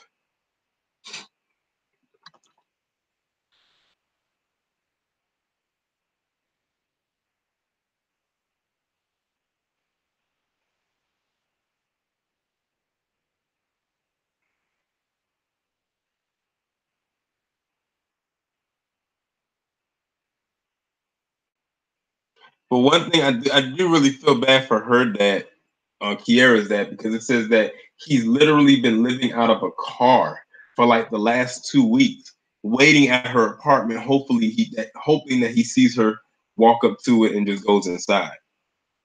And he said around this time of the year in Chicago, it's cold, and he's just living out of a car, just hoping that he sees his daughter. I said that is so unfortunate.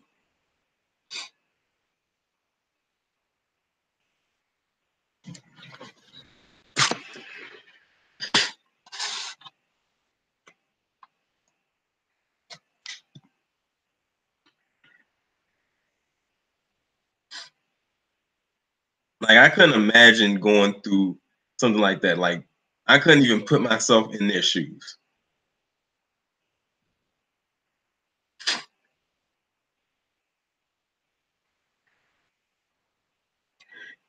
I would say if anyone definitely needed to learn some defense tactics, it would definitely be black women for sure. Because, like I said, y'all are soft targets, and she is a soft target times two because she's pregnant. So she's with child. She's 3 months pregnant, which means she is showing, and she's only 26.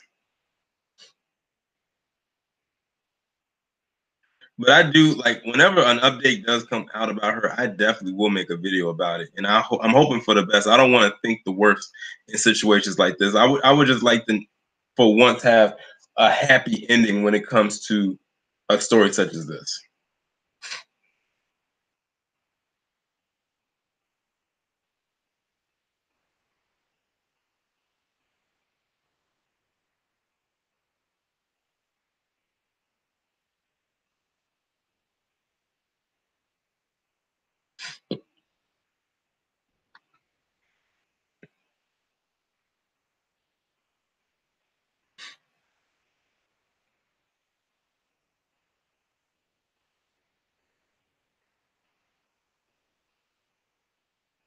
I agree, Mr. Mister. He said about 70-80% of the time when someone goes missing or they're killed is someone they know who did it.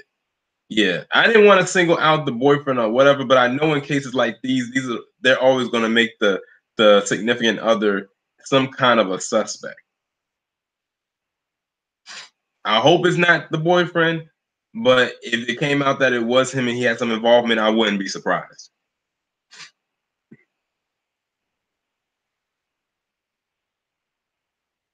Like I said, I wouldn't be surprised if she knew the person.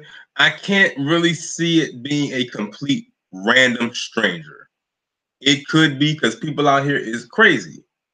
But then again, in most cases, like Mr. Mister said, it's probably somebody she knows.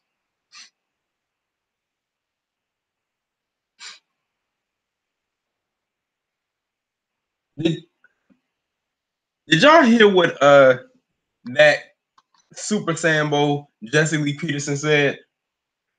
It's talking about how it's our fault that white people are constantly calling the cops on us.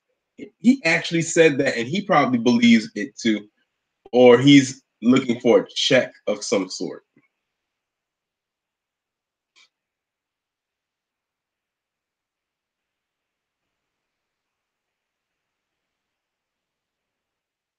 I, that man is unreal.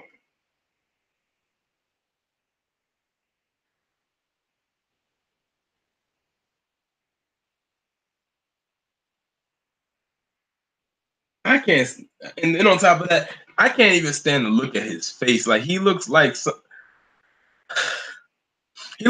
that was born in a sewer.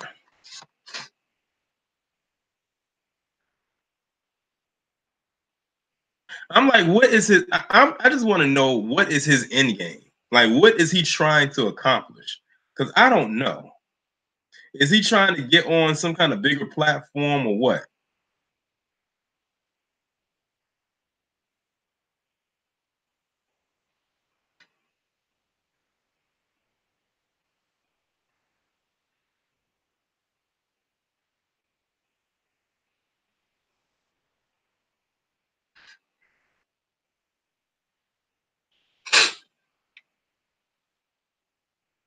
Yeah, nothing he says shocks me or anything like that. But like I said, I just want to know what he's trying to accomplish. Because he sits up here and he talks all this shit about black people every chance he gets as if he isn't black himself. And it leads him nowhere.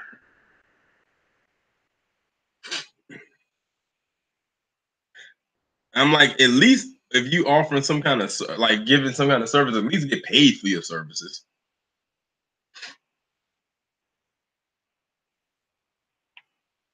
But don't worry, y'all, because when he gets his wake up call, and he will, you know what's about to happen.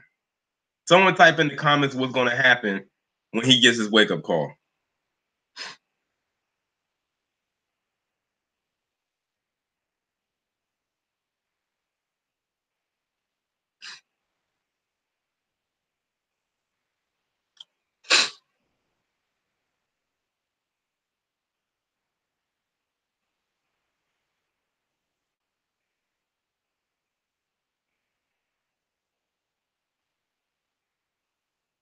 Exactly, Anthony, you said it. Jesse Peterson is a graham cracker. That's what he is. He is a graham cracker.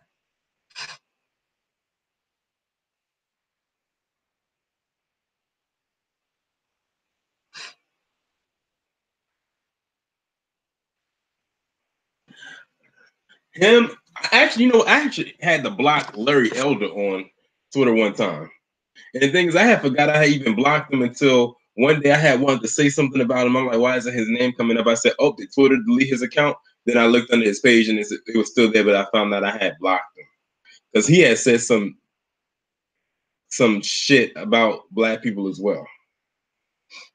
I'm like, do you know when quote unquote white supremacy falls, you gonna have nowhere to turn? Because we ain't gonna take your Super Sambo ass over here.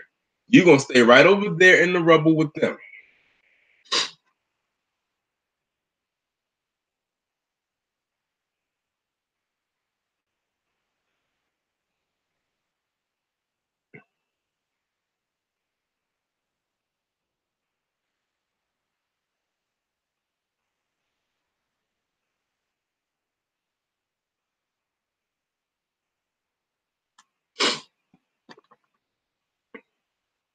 It'd be funny if he bit into one of the biscuits and it had poison in it. He's what I would call a co-colonizer.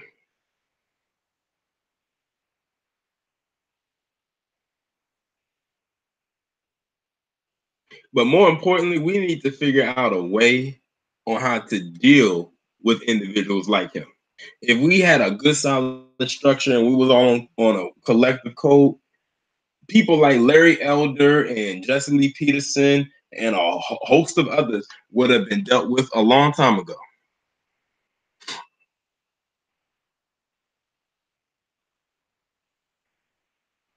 No, I didn't see that interview, Ashton. Is that recent?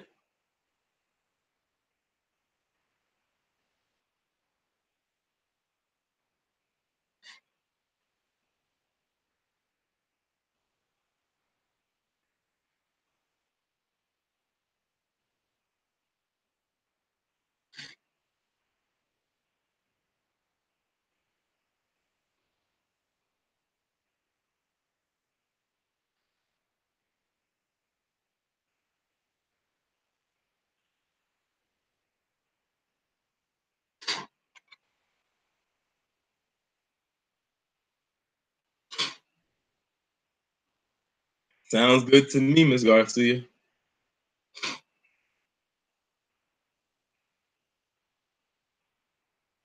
He said he would rather live next to George Zimmerman. Tuh.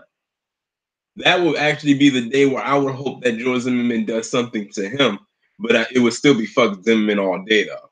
But a wake up call is a wake up call, no matter who delivers it.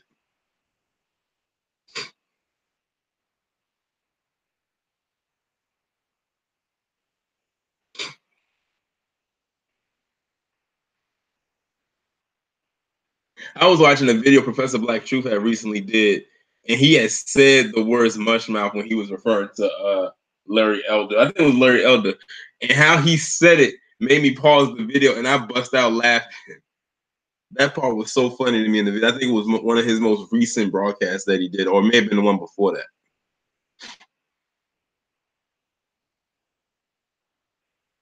You said, please explain what a coon is. My friend is watching and wants to know the general understanding.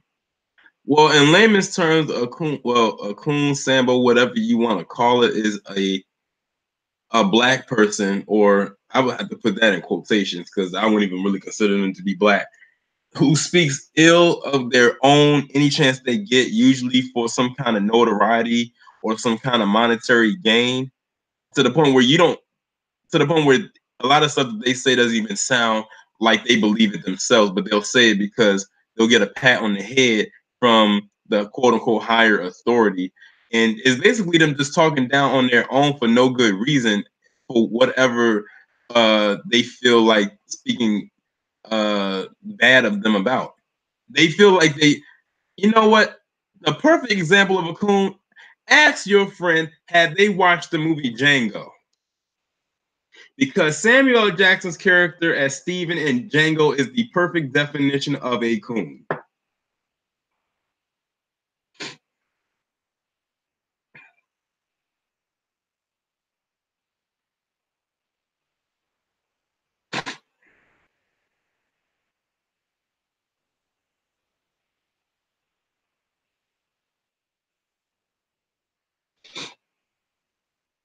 That's the best way I can put it.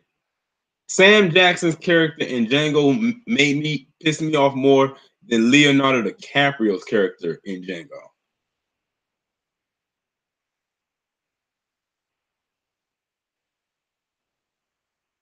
Yeah, exactly. A race traitor, a traitor.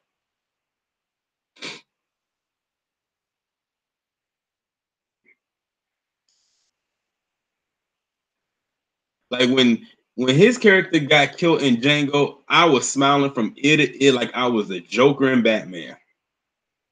I think everybody in the theater was happy when he got his ass killed.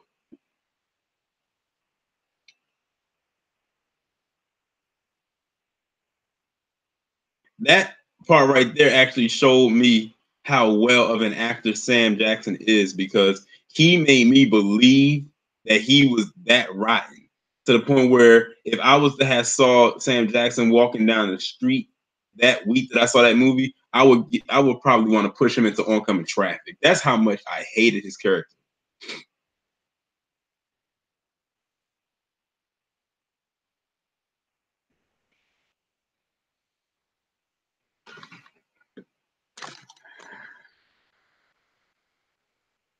Nikki, no, I haven't seen Race War yet, unfortunately. I'm sure that when Jason Black releases, if he does like a digital copy, like how Tariq does with Hidden Colors, I'll get the digital copy and I'll watch it. Because, like I said, if I was able to go to the screening, I would have did a review on it, just like I did when I went to see Gentrified. What was that, last year? I think it was last year. But when he does like, if he does like a digital copy of it where you can buy it and download it, and I can watch it, then I'll do a review on it, just like I do my other movie reviews.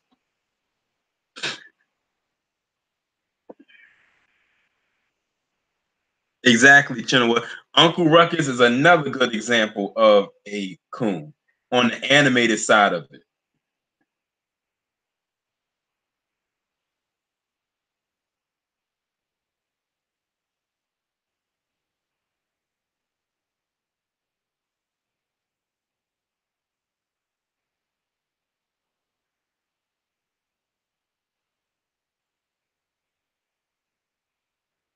Yeah, there's a lot of coons, and then it's like you have different levels of coons. You have your soft core coon, the one that tap dances every now and then, but they try to keep it on the low, like nobody's gonna pick up what they said, and they try to speak in subliminals. To your hardcore coons, the ones who just don't give a damn, like your David Clarks. Speaking of David Clark, I haven't heard from that piece of shit in quite some time. Hopefully that means he's not doing well, because I know True Royal stayed going in on his ass every chance she got. But I haven't heard about him in quite some time. Hopefully that means that, I don't know, that he is possibly, I don't know, in a hospital.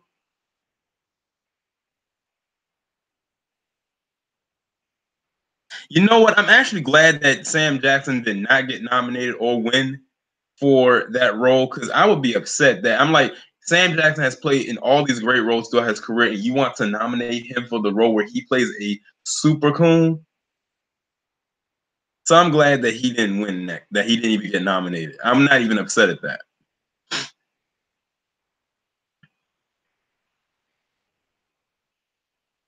Now you want to know somebody who got a mush mouth? That's Charles Barkley. Has anyone noticed that Charles Barkley sound like he got grits in his mouth when he talks? Like it sounds like he has food in his mouth. Like his mouth doesn't fully move when he talks.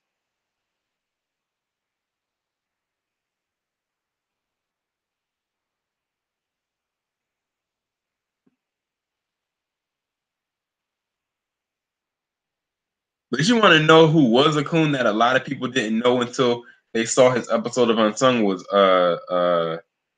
damn it, what is his name? Sammy Davis Jr.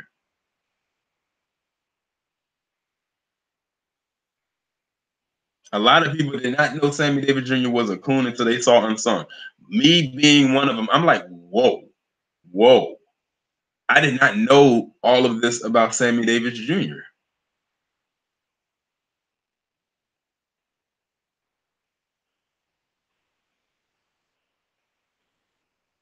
He said Don Lemon is a vomit. The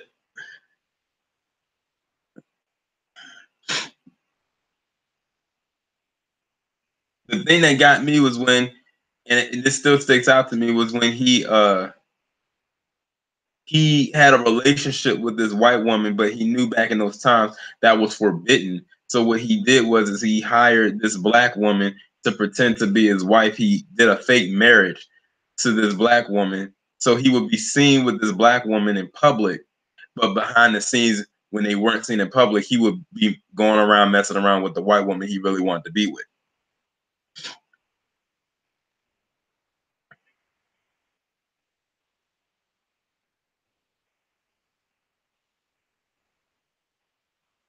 Yeah, if you like I said, go watch Sammy Davis Jr.'s Unsung on TV One. If you pull it up, I'm sure you can find. You might be able to find it on YouTube and watch that. And look out for that part right there. You will not want to watch the rest of it after that.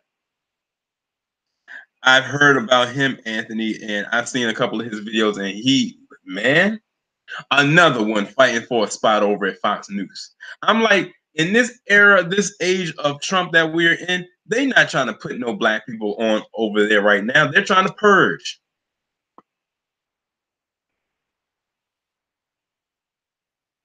Oh, Tia, I wish, man, this would be one of the times I wish the LVZ was on this panel, like, on this live stream with me, because his impersonation of Ray Lewis trying to be a preacher is like very good. It's very funny too.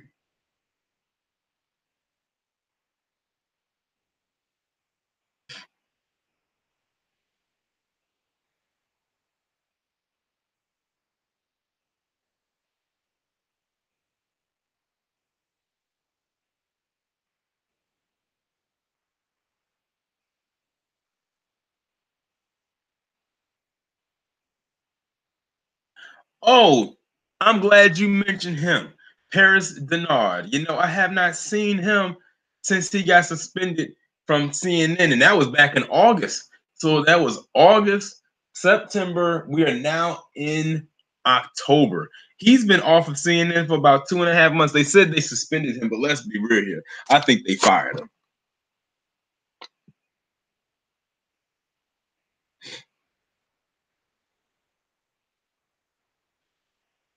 John Lewis be killing me with every time he brings up that story. I'm like, okay, John Lewis, we get it. We know that story. It happened all that time ago. You don't have to keep bringing it up. We practically know what happened now because you keep talking about it. What are you doing right now?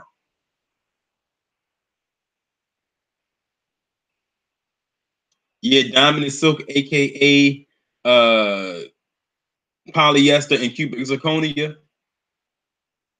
Those two. Now, those two right there perpetuate a wicked stereotype of black women that they are loud and boisterous and ghetto. If it should be anyone to take those two down, it has to be a black woman who with some damn common sense. Like for instance, like I call them the Trinity: Cats, Shaw Willie, and Kendra D. Those three right there would be perfect to take down Diamond and Silk.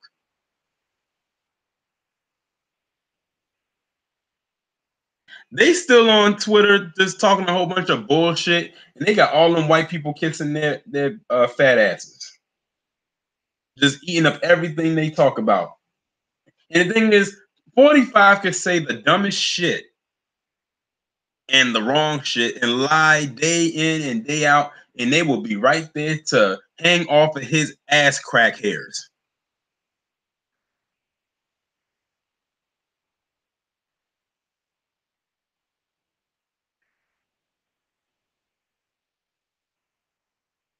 Jamel Hill, she got her wake up call because ESPN fired her too. And see, and that's the thing with Jamel Hill, she was a disappointment because she was onto something last year, and black men was rallying behind her, even her own co-workers. But then when she agreed with that post that was made on the root when they said black men are the white men of the black community or white people of the black community, and she retweeted that and co-signed it, that's when we turned our back on her. That was one of the few times when black people got on code to turn their back on a traitor. And now ESPN fired her, and we don't know what the hell Jamel Hill is doing now. I'm guessing she's just living off of her own name.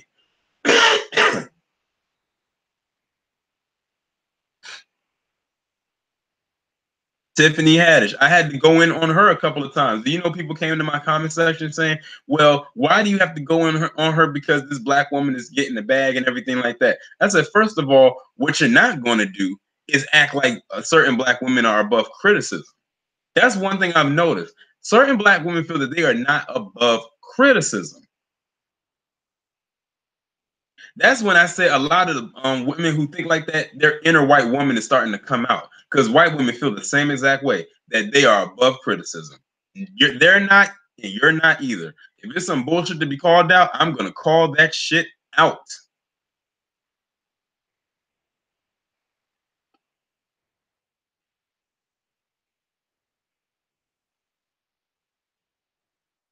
I saw a post yesterday where someone said, "Oh, here goes Tiffany Haddish playing the same type of role again," and someone retweeted it, and they were going in on the person who said that. I said, I understand why they said what they said. It's not her just playing the same type of role; it's because she's playing a role that keeps perpetuating a stereotype, and a lot of black people don't see that as a problem because they say, "Oh, as long as she's getting and securing the bag, then what are you worrying about?" And then that doesn't. Then they went on the guy saying, "Well, you probably don't even have a badge secure, or you go to your job and do this and you do the same thing." And then they started bringing up white actors. Well, you don't see the same thing about Tom Cruise, or you don't see the same thing about The Rock, or the same thing about so and so.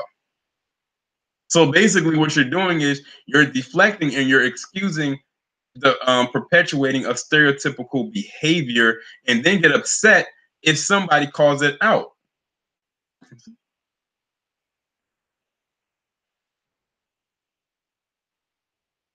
Oh, two Ambers I don't like: Amber Phillips and Amber Thorne. Like, y'all call her Amber Rose, but I call her Amber Thorne. How anyone could follow Amber Thorne and that slut walk shit is beyond me. Like, how in the hell are we in a generation where putting up being a slut on a pedestal become a thing? And Cancer Phillips, as I call her, talking about black men need to take responsibility for rape culture. Excuse me? Yes, we know that there are some black men that have raped women. We know that. But don't put that all on us like we're supposed to be the face of it.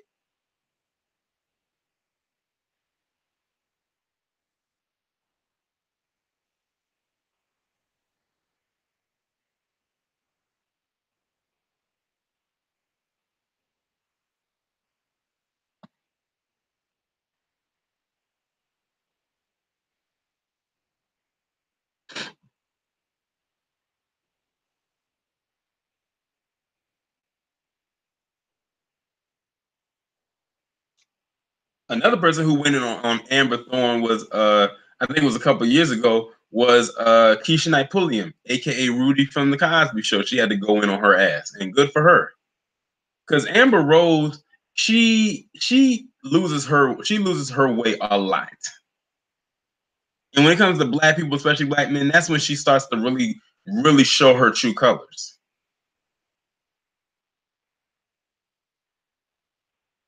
Exactly, Isaiah James. I said, if you look through our history, until black men have gone to other nations and stolen land and pillaged and murdered and raped and stolen resources, you can't say that we are the face of rape culture. Because guess what?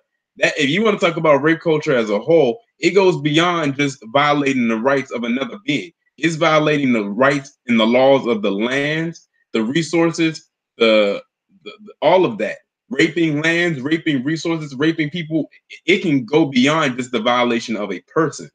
We talking about a group of people who violate animals. 21 Savage is a fool to continue to be with Amber Thorne. Wasn't Amber Thorne the same one that said she wanted to marry him or get pregnant by him? I said, hopefully he says no to both of them, especially to the part about being pregnant. At least if you got married to her, you can get out of that. But if you got pregnant, she got pregnant, and she had a child, now you're stuck with her. Look at Wiz Khalifa. And I feel bad because Wiz Khalifa and Amber Thorne have a son together. And to my knowledge, I don't know if she has custody of the son or not, but that's scary considering who his mother is. Oh, you say he broke up with her? Well, if that's true, good.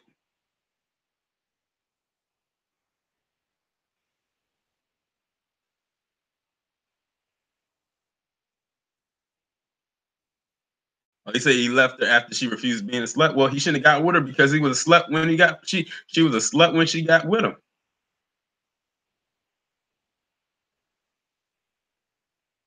Third boyfriend this month. See, Amber Thorne, she's a lost cause. But don't worry because she's gonna slip up too. And when she does, I'm going to cue the violins on her, and I'm gonna be very proud when I have to do it.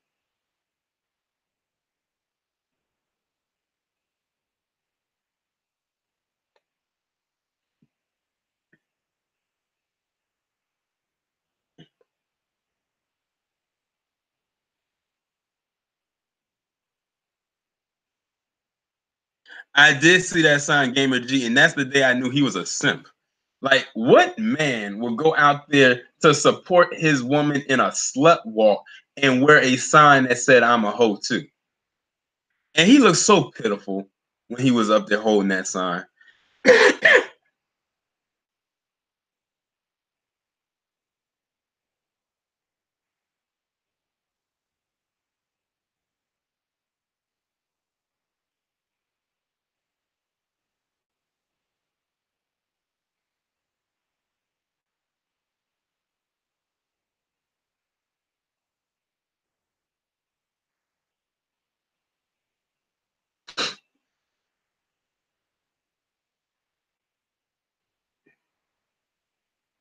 But like I said, they all gonna get their day, they all gonna get their comeuppance, and when it happens, it's a wrap. And it's unfortunate because some of them get their wake up call and they still continue to coon their ass off because they don't know how to do anything else but that.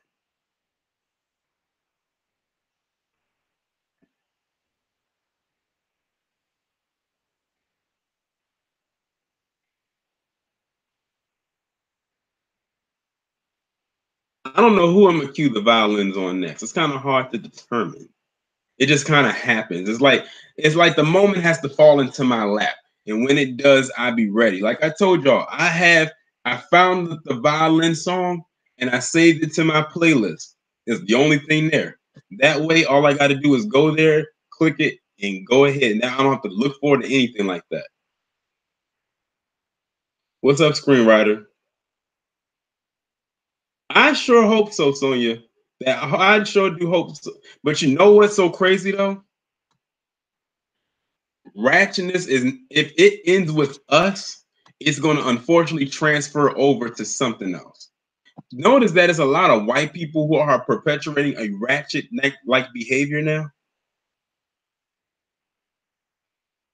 I mean, they can have it. They can have it all. They can have that.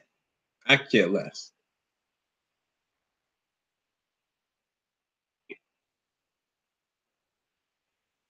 I'm surprised their voice isn't shot yet. Black Rage from all that damn yelling they do.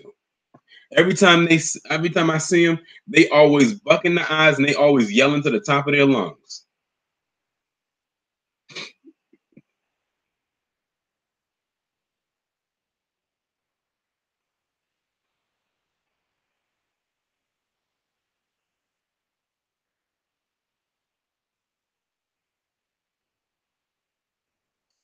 Well, Tristan Thompson, his is a double-edged sword on a couple of reasons. One, he's a horrible basketball player. First of all, I will agree with LeBron on this. He did not want Tristan to be with Khloe Kardashian for the simple fact he knew what them damn Kardashians would bring to them games.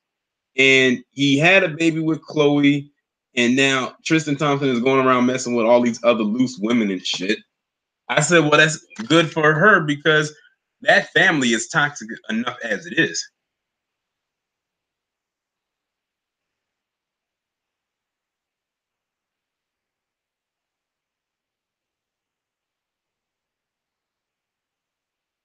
And I still think that Khloe Kardashian real name should be Chloe Simpson.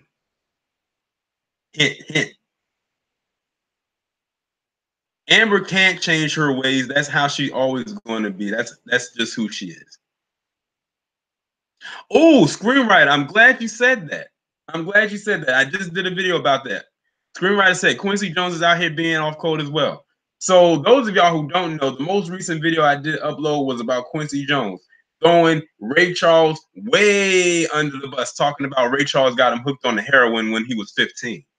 I'm like, Ray Charles is dead. He's been dead since 2004. He's been dead for 12 years. I'm sorry, for 14 years. What could he possibly do to defend himself? He threw Ray Charles under the bus. He threw Michael Jackson under the bus. He probably threw Tupac under the bus.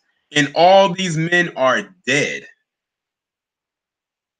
I said his kids need to come and take away every electronic device that involves texting or social media and have him put his ass in a home somewhere.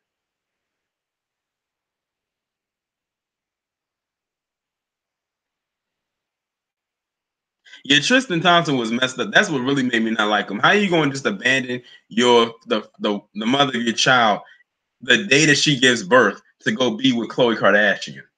That was fucked up. Somebody told me about that, Nikki, but I need to look more into it. That's some wild shit if that's true.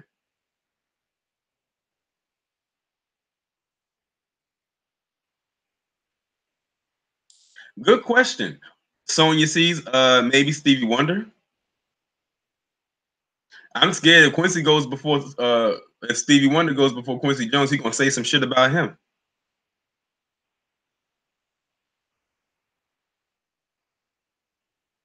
Good question, Tia Brown. What did you do? What happened between you and Tevin Campbell? Tevin Campbell was one of the best voices that came out in the 90s. And then it's like after the 90s, he just completely fell off.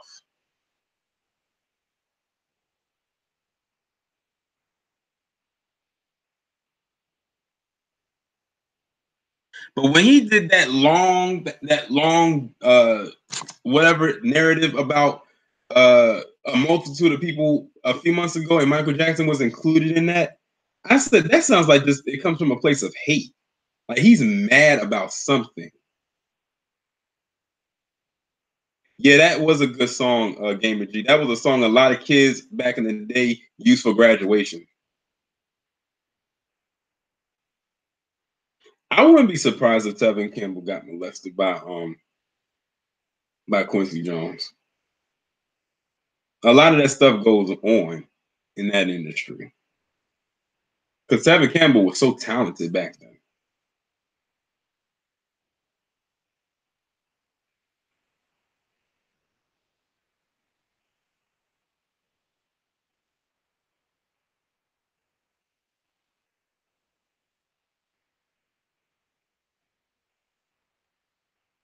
But I will say this though: if you go to a black concert and that DJ is playing, they always gonna play "Can We Talk" by Tevin Campbell, and it's gonna have everybody in the crowd singing that song loud as hell.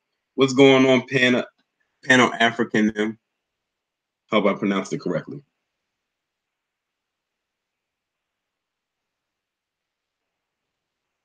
I remember that song, Lala. Lala. He went in on that song, especially when he hit that high note. Crew, that girl, no matter how much she wants to be, she's not black. She just has black family members.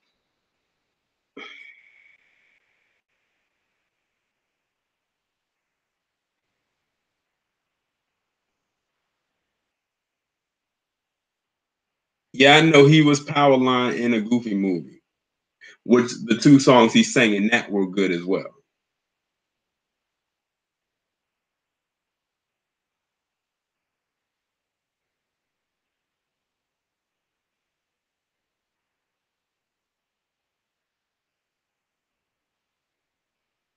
That's the thing that makes it very a mystery, August. He didn't mention or talk about any of these people before they died. He wants to talk about them after they're gone and they can't defend themselves. That's why what he says has, to me, no validity.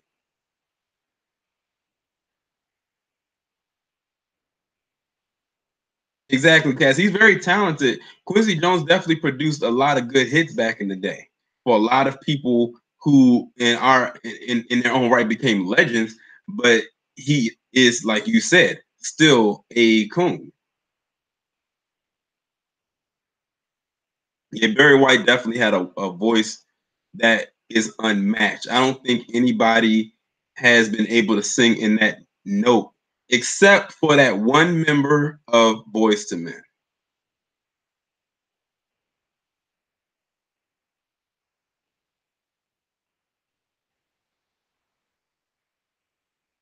Quincy could honestly could take a lot of stuff that he's saying to his grave. Because to be honest, a lot of people don't care what he has to say because of the timing and him not saying it while these people were alive. If he said this stuff while people were alive, it probably would have gained a lot more buzz. And I don't know if he's doing this to try to keep himself relevant or not because people are not really talking about Quincy Jones like that anymore.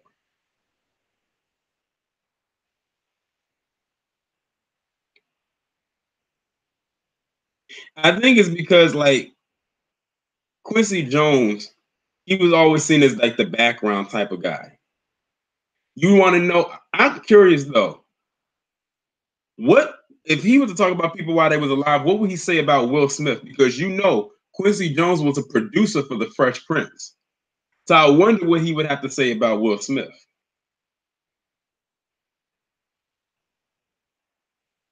Thank you, Lala. I couldn't think of his name.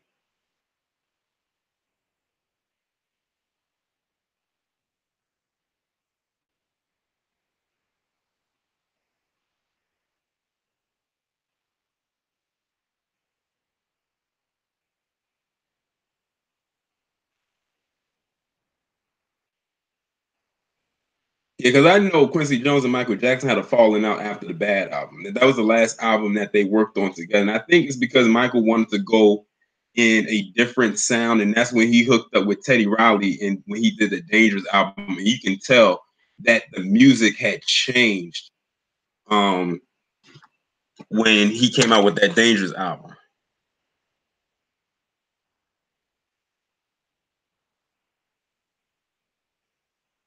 Yeah, Master, and we're gonna try not to. We're gonna pretend like that didn't happen.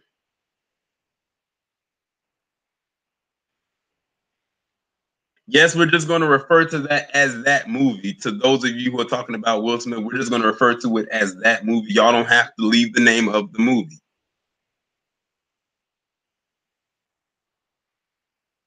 One of my favorite songs by Boys to Men that didn't gain a lot of steam, but it was a single, was called Four Seasons of Loneliness. I remember I was playing that song in heavy rotation a couple weeks ago because I couldn't get the song out of my head.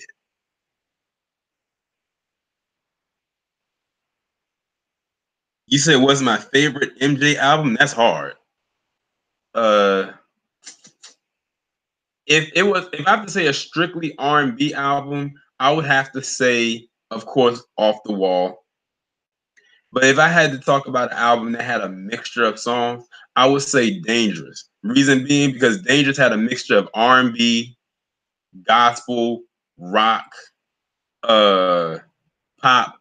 It was a mixture. It even had a little bit of a hip hop flow to it as well with the song Jam, because that's when he collabed with Heavy D.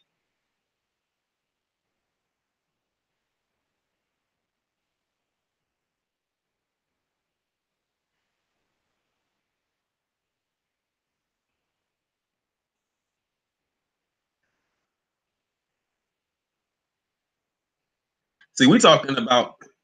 See, Cass, I told you not to leave the name of the movie in the chat. I said refer to it as that movie.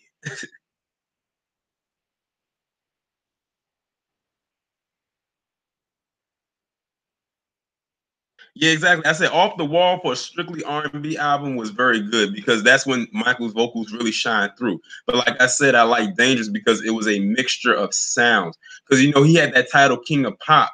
So even though I called it but I called it King of Music because when you listen to that Dangerous album, he dabbled in multiple genres of music in that one album.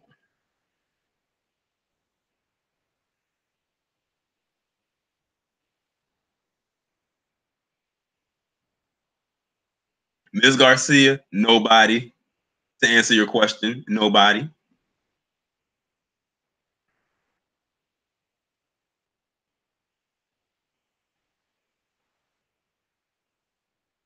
Rock With You was actually the song that I put up on my Instagram story on his birthday on August 29th.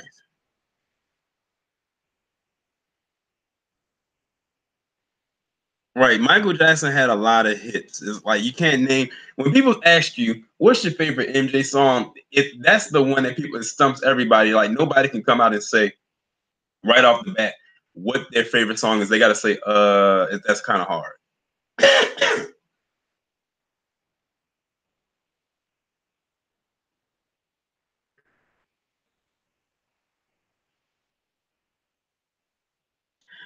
Leslie, you pulled one off of the Invincible album. Break of Dawn is a very good song. That is a good song. It's unfortunate that particular album didn't sell that well because of all of that stuff he had going on with Sony. But he did release 3 hits off of that, which was Rock My World, Butterflies, which I love that song. Shout out to Floetry for writing that song, and Break of Dawn.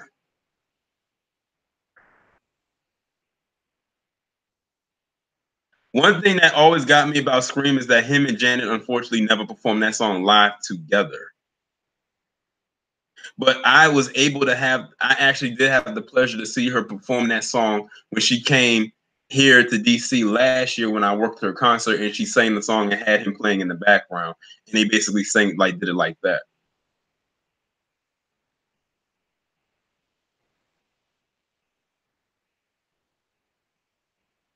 You know what's so crazy? The song They Don't Care About Us didn't get a lot of airplay back in the day here in the States, but until more recent years when they were able to play it over here. But that song will forever be relevant, especially in this climate that we are in right now. No, they never Gamer G, they never performed Scream together live. I know it's kind of shocking. They never performed that song together live.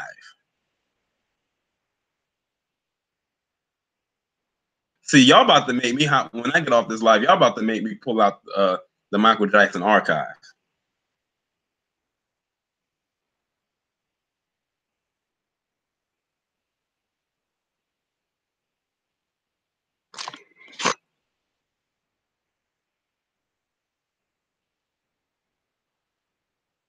What's going on, brother Danubian?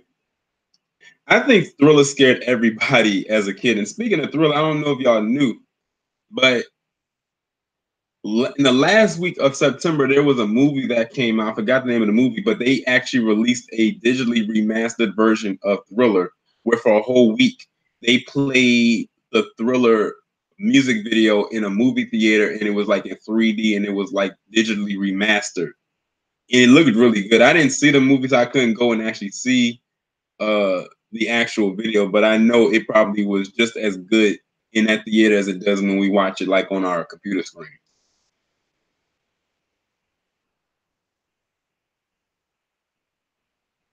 Michael Jackson was an innovator. Like he was the first person to do a movie style music video when he came out with Thriller. That's why I say he was so innovative.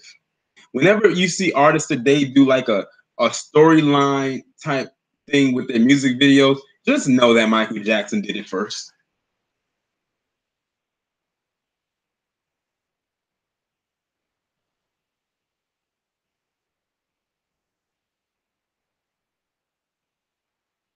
Y'all know Halloween is right around the corner, so you already know they're gonna play Thriller on the radio like 100 times, in which his estate is of course going to get paid 100 plus times.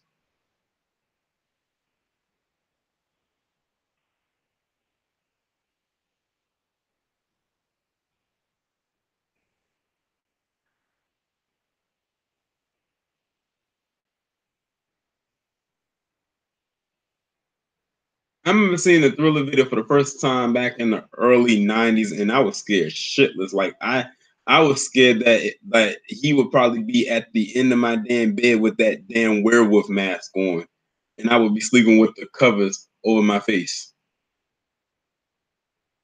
Yes, Ashton, I do remember Moonwalker. I had the VHS for Moonwalker. Innovative yet again, because Smooth Criminal was awesome. That whole thing for Smooth Criminal, it's like it was a whole movie before you got to the song. When he turned into the what was that? When he turned into the Lamborghini and then he turned into the robot, I was like, how does he do this? And I said, this was in the '80s.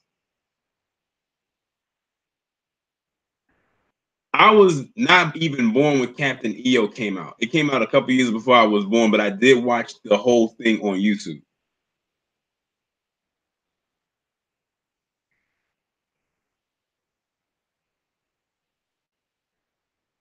He actually got a patent for the lean that he did in Smooth Criminal for the shoes. Like they described how the shoe was made and built into like the like I forgot what they said and how he was able to do the lean. So he had to lean down and pull himself back up. They said one time no, when he was performing the song live, something happened with one of the shoes and he actually did fall on stage. But of course that's kind of hard to play off. But he got back up, and you know what's so crazy? His fan base was so strong that people actually cheered loudly when he fell. Like it was like they thought it was a part of the show.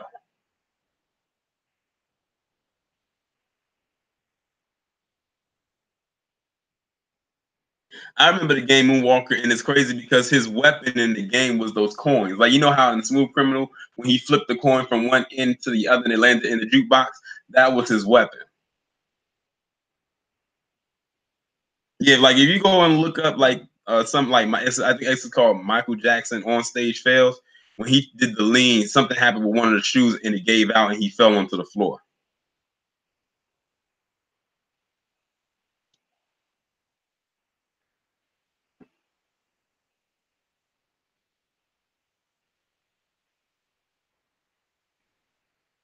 I said Michael Jackson was probably one of the only guys who performed that could make grown men faint from screaming so loud.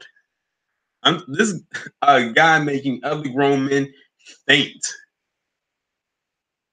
Who remembers when that Michael Jackson 30th anniversary special came on CBS back in 2001, right before 9/11?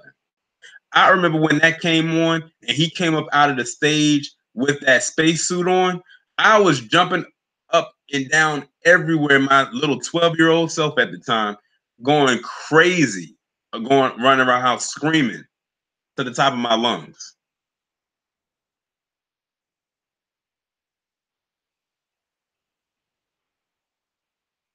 Because that was the only time I ever got to see him perform, like really, I guess you could say live at an age where I could remember it.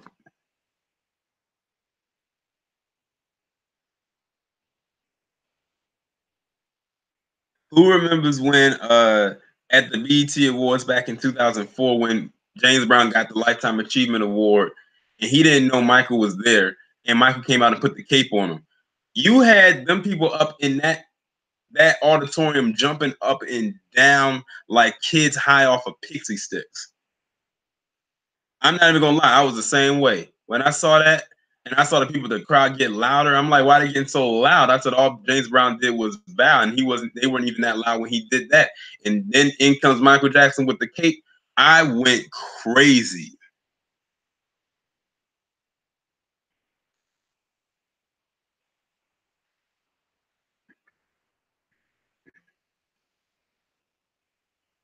Of course, he was his inspiration.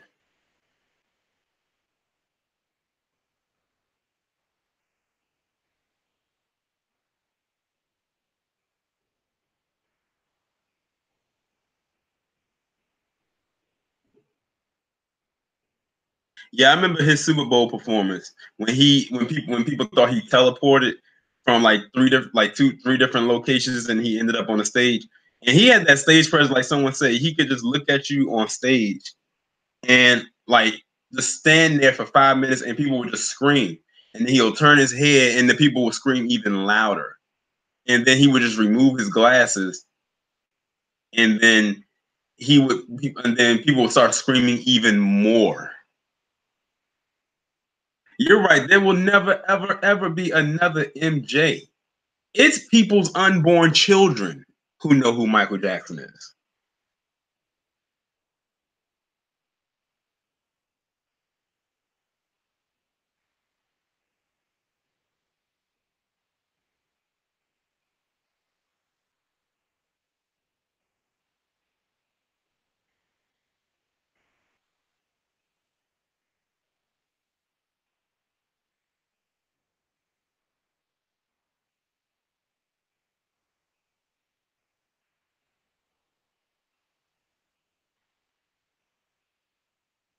Yeah, it would have been a Prince and Michael Jackson collaboration would have been great. It's unfortunate that either the media hyped up a possible beef between them or they really actually couldn't get along and whatnot. But that was kind of hard for them because in the 80s, Michael Jackson and Prince were like the two biggest black male stars at the time. So they always tried to pit them against each other. But either way, Prince and Michael Jackson each brought something different to the table. Both legends in their own right.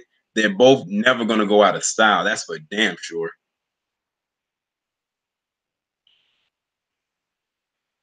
Yes, I did say that S. Wiseman unborn children know who Michael Jackson is.